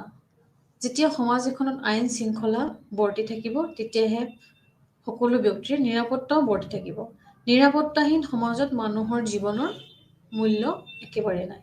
তো চৰকাৰে এই লোক প্ৰশাসনৰ জৰিয়তে ব্যক্তিক সুৰক্ষা প্ৰদান কৰে আৰু এখন দেশৰ শাসন ব্যৱস্থাত লোক প্ৰশাসনৰ গুৰুত্ব আমি কেতিয়াও অস্বীকাৰ কৰিব নোৱাৰোঁ। সেইবাবে লোক প্ৰশাসনে মানুহক জীৱনৰ সকলো ক্ষেত্ৰতে সেৱা আগবঢ়ায়। লোক প্ৰশাসনৰ বাবেই মানুহে যিকোনো ঠাইত সুস্থভাৱে জীৱন যাপন কৰিব পাৰে। গতিকে ব্যক্তিৰ সামগ্ৰিক উন্নতিৰ বাবে চিকিউৰিটি অৱ দ্য ইণ্ডিভিজুৱেল প্ৰশাসনৰ একান্ত প্ৰয়োজন। তাৰপিছতে আমি ক'ব পাৰোঁ পৰিকল্পনাৰ ধাৰণাৰ অভিভাৱ, ইমাৰ্জেন্স এণ্ড কনচেপ্ট অফ প্লেনিং।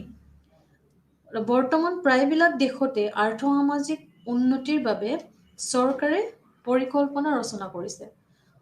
চৰকাৰী পৰিকল্পনাৰ অবিহনে এখন ৰাষ্ট্ৰ কেতিয়াও সুচাৰুৰূপে পৰিচালনা হ'ব নোৱাৰে। সেই পৰিকল্পনা ৰচনাত চৰকাৰে সকলো প্ৰকাৰৰ লোক প্ৰশাসনকে সহায় কৰে। তাৰোপৰি পৰিকল্পনাবিলাক প্ৰশাসনৰ জৰিয়তেহে বাস্তৱত ৰূপায়ণ কৰা হয়। এতেকে চৰকাৰে পৰিকল্পনাসমূহ বনায়, কিন্তু তেওঁলোকে নীতি নিৰ্ধাৰণ কৰে, কিন্তু বাস্তৱত পৰিণত কৰে আমাৰ লোক প্ৰশাসনে। তো আধুনিক প্ৰশাসন ব্যৱস্থাৰ জৰিয়তে চৰকাৰী খণ্ডৰ অৰ্থনৈতিক আনুষ্ঠানিক পৰিচালনা কৰা হয়। এই আধুনিক প্ৰশাসন, যিটো মডাৰ্ণ আমাৰ এডমিনিষ্ট্ৰেশ্যন, নিউ পাব্লিক মেনেজমেণ্ট আদিৰ জৰিয়তে আনুষ্ঠানিকভাৱে পৰিচালনা কৰা হয়।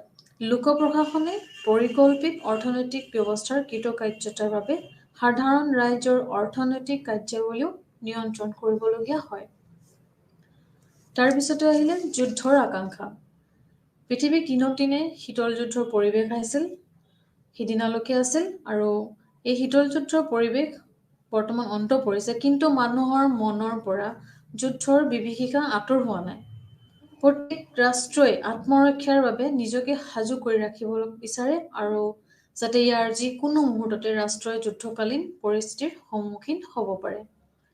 প্ৰত্যেক ৰাষ্ট্ৰই লোক প্ৰশাসনিক এই দায়িত্ব পালন কৰিবলৈ ক্ষমতা প্ৰদান কৰে, আৰু লোক প্ৰশাসনে গোটেই দেশৰ বাবে সাজু কৰি ৰাখে। এনে কাৰণেও লোক প্ৰশাসনৰ গুৰুত্ব প্ৰচুৰ বৃদ্ধি পাইছে, কাৰণ লোক প্ৰশাসনৰ সহায় বিনে কোনো ৰাষ্ট্ৰৰ শক্তিশালী হৈ উঠিব নোৱাৰে। তাৰপিছতে আহিলে কল্যাণকামী ৰাষ্ট্ৰৰ ধাৰণা,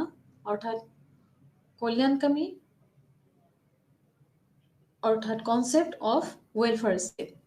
আজিকালি প্ৰায়বিলাক ৰাষ্ট্ৰতে আমি কল্যাণকামী নীতিসমূহ গ্ৰহণ কৰা দেখা পাইছোঁ। সেই ৰাষ্ট্ৰবিলাকক কল্যাণকামী আঁচনিসমূহ যুগুত কাৰ্যকৰী কৰাত প্ৰশাসনে বিশেষ ভূমিকা পালন কৰে। লোক প্ৰশাসনে কল্যাণকামী ৰাষ্ট্ৰৰ লক্ষ্য পূৰণ কৰিবৰ বাবে ইয়াৰ পৰা কিছুমান ডেভেলপমেণ্ট এডমিনিষ্ট্ৰেশ্যনৰ জৰিয়তে দেশত উন্নয়নমূলক প্ৰশাসন গঠন কৰা হৈছে। গতিকে এতিয়াৰ লোক প্ৰশাসনে ব্যক্তিৰ জীৱনৰ সৰ্বাংগীন উন্নতিৰ বাবে সকলো প্ৰকাৰে চেষ্টা কৰে।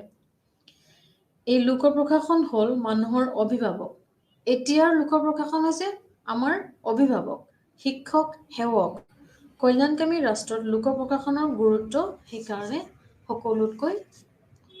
সকলোতকৈ বেছি। তাৰপিছতে আমি পাওঁ নীতি ৰচনা, ফৰ্মুলেশ্যন অফ পলিচি। প্ৰত্যেক ৰাষ্ট্ৰতে চৰকাৰে নীতি ৰচনা কৰে, আৰু নীতি ৰচনা কৰা চৰকাৰৰ এটা জটিল কাম। এই গুৰুত্বপূৰ্ণ কামত চৰকাৰে লোক প্ৰশাসনে সকলো প্ৰকাৰৰ সহায় সহযোগ আগবঢ়ায়। নীতি ৰচনাৰ বাবে লোক প্ৰশাসনে প্ৰয়োজনীয় সকলো তথ্য গ্ৰহণ কৰে, আৰু চৰকাৰে এই তথ্য পাতিৰ সহায়ত নীতি নিৰ্ধাৰণ কৰে। চৰকাৰী বিষয়াসকলক প্ৰশিক্ষণপ্ৰাপ্ত আৰু অভিজ্ঞতাসম্পন্ন লোক, সেয়েহে তেওঁলোকক চৰকাৰী নীতি ৰচনা আৰু সিদ্ধান্ত গ্ৰহণ কৰা কাৰ্যত সহায় কৰিব পাৰে। সুস্থ নীতি নিৰ্ধাৰণৰ বাবে প্ৰশাসনৰ সাহায্য একান্ত প্ৰয়োজন। চৰকাৰৰ পক্ষে অকলে সেই নীতিসমূহ কৰা সম্ভৱপৰ কেতিয়াও নহয়। তো অকল চৰকাৰে নীতিসমূহ তেওঁলোকে সৃষ্টি কৰিলে নহয়, নীতিসমূহ সুচাৰুৰূপে পৰিচালনা কৰিবলৈ আমি লোক প্ৰশাসনৰ সহায় অত্যন্ত প্ৰয়োজন। তাৰপিছতে আহিলে নীতিপৰায়ণ, এক্সিকিউশ্যন অফ পলিচি। চৰকাৰী নীতিবিলাক আমাক যিবিলাক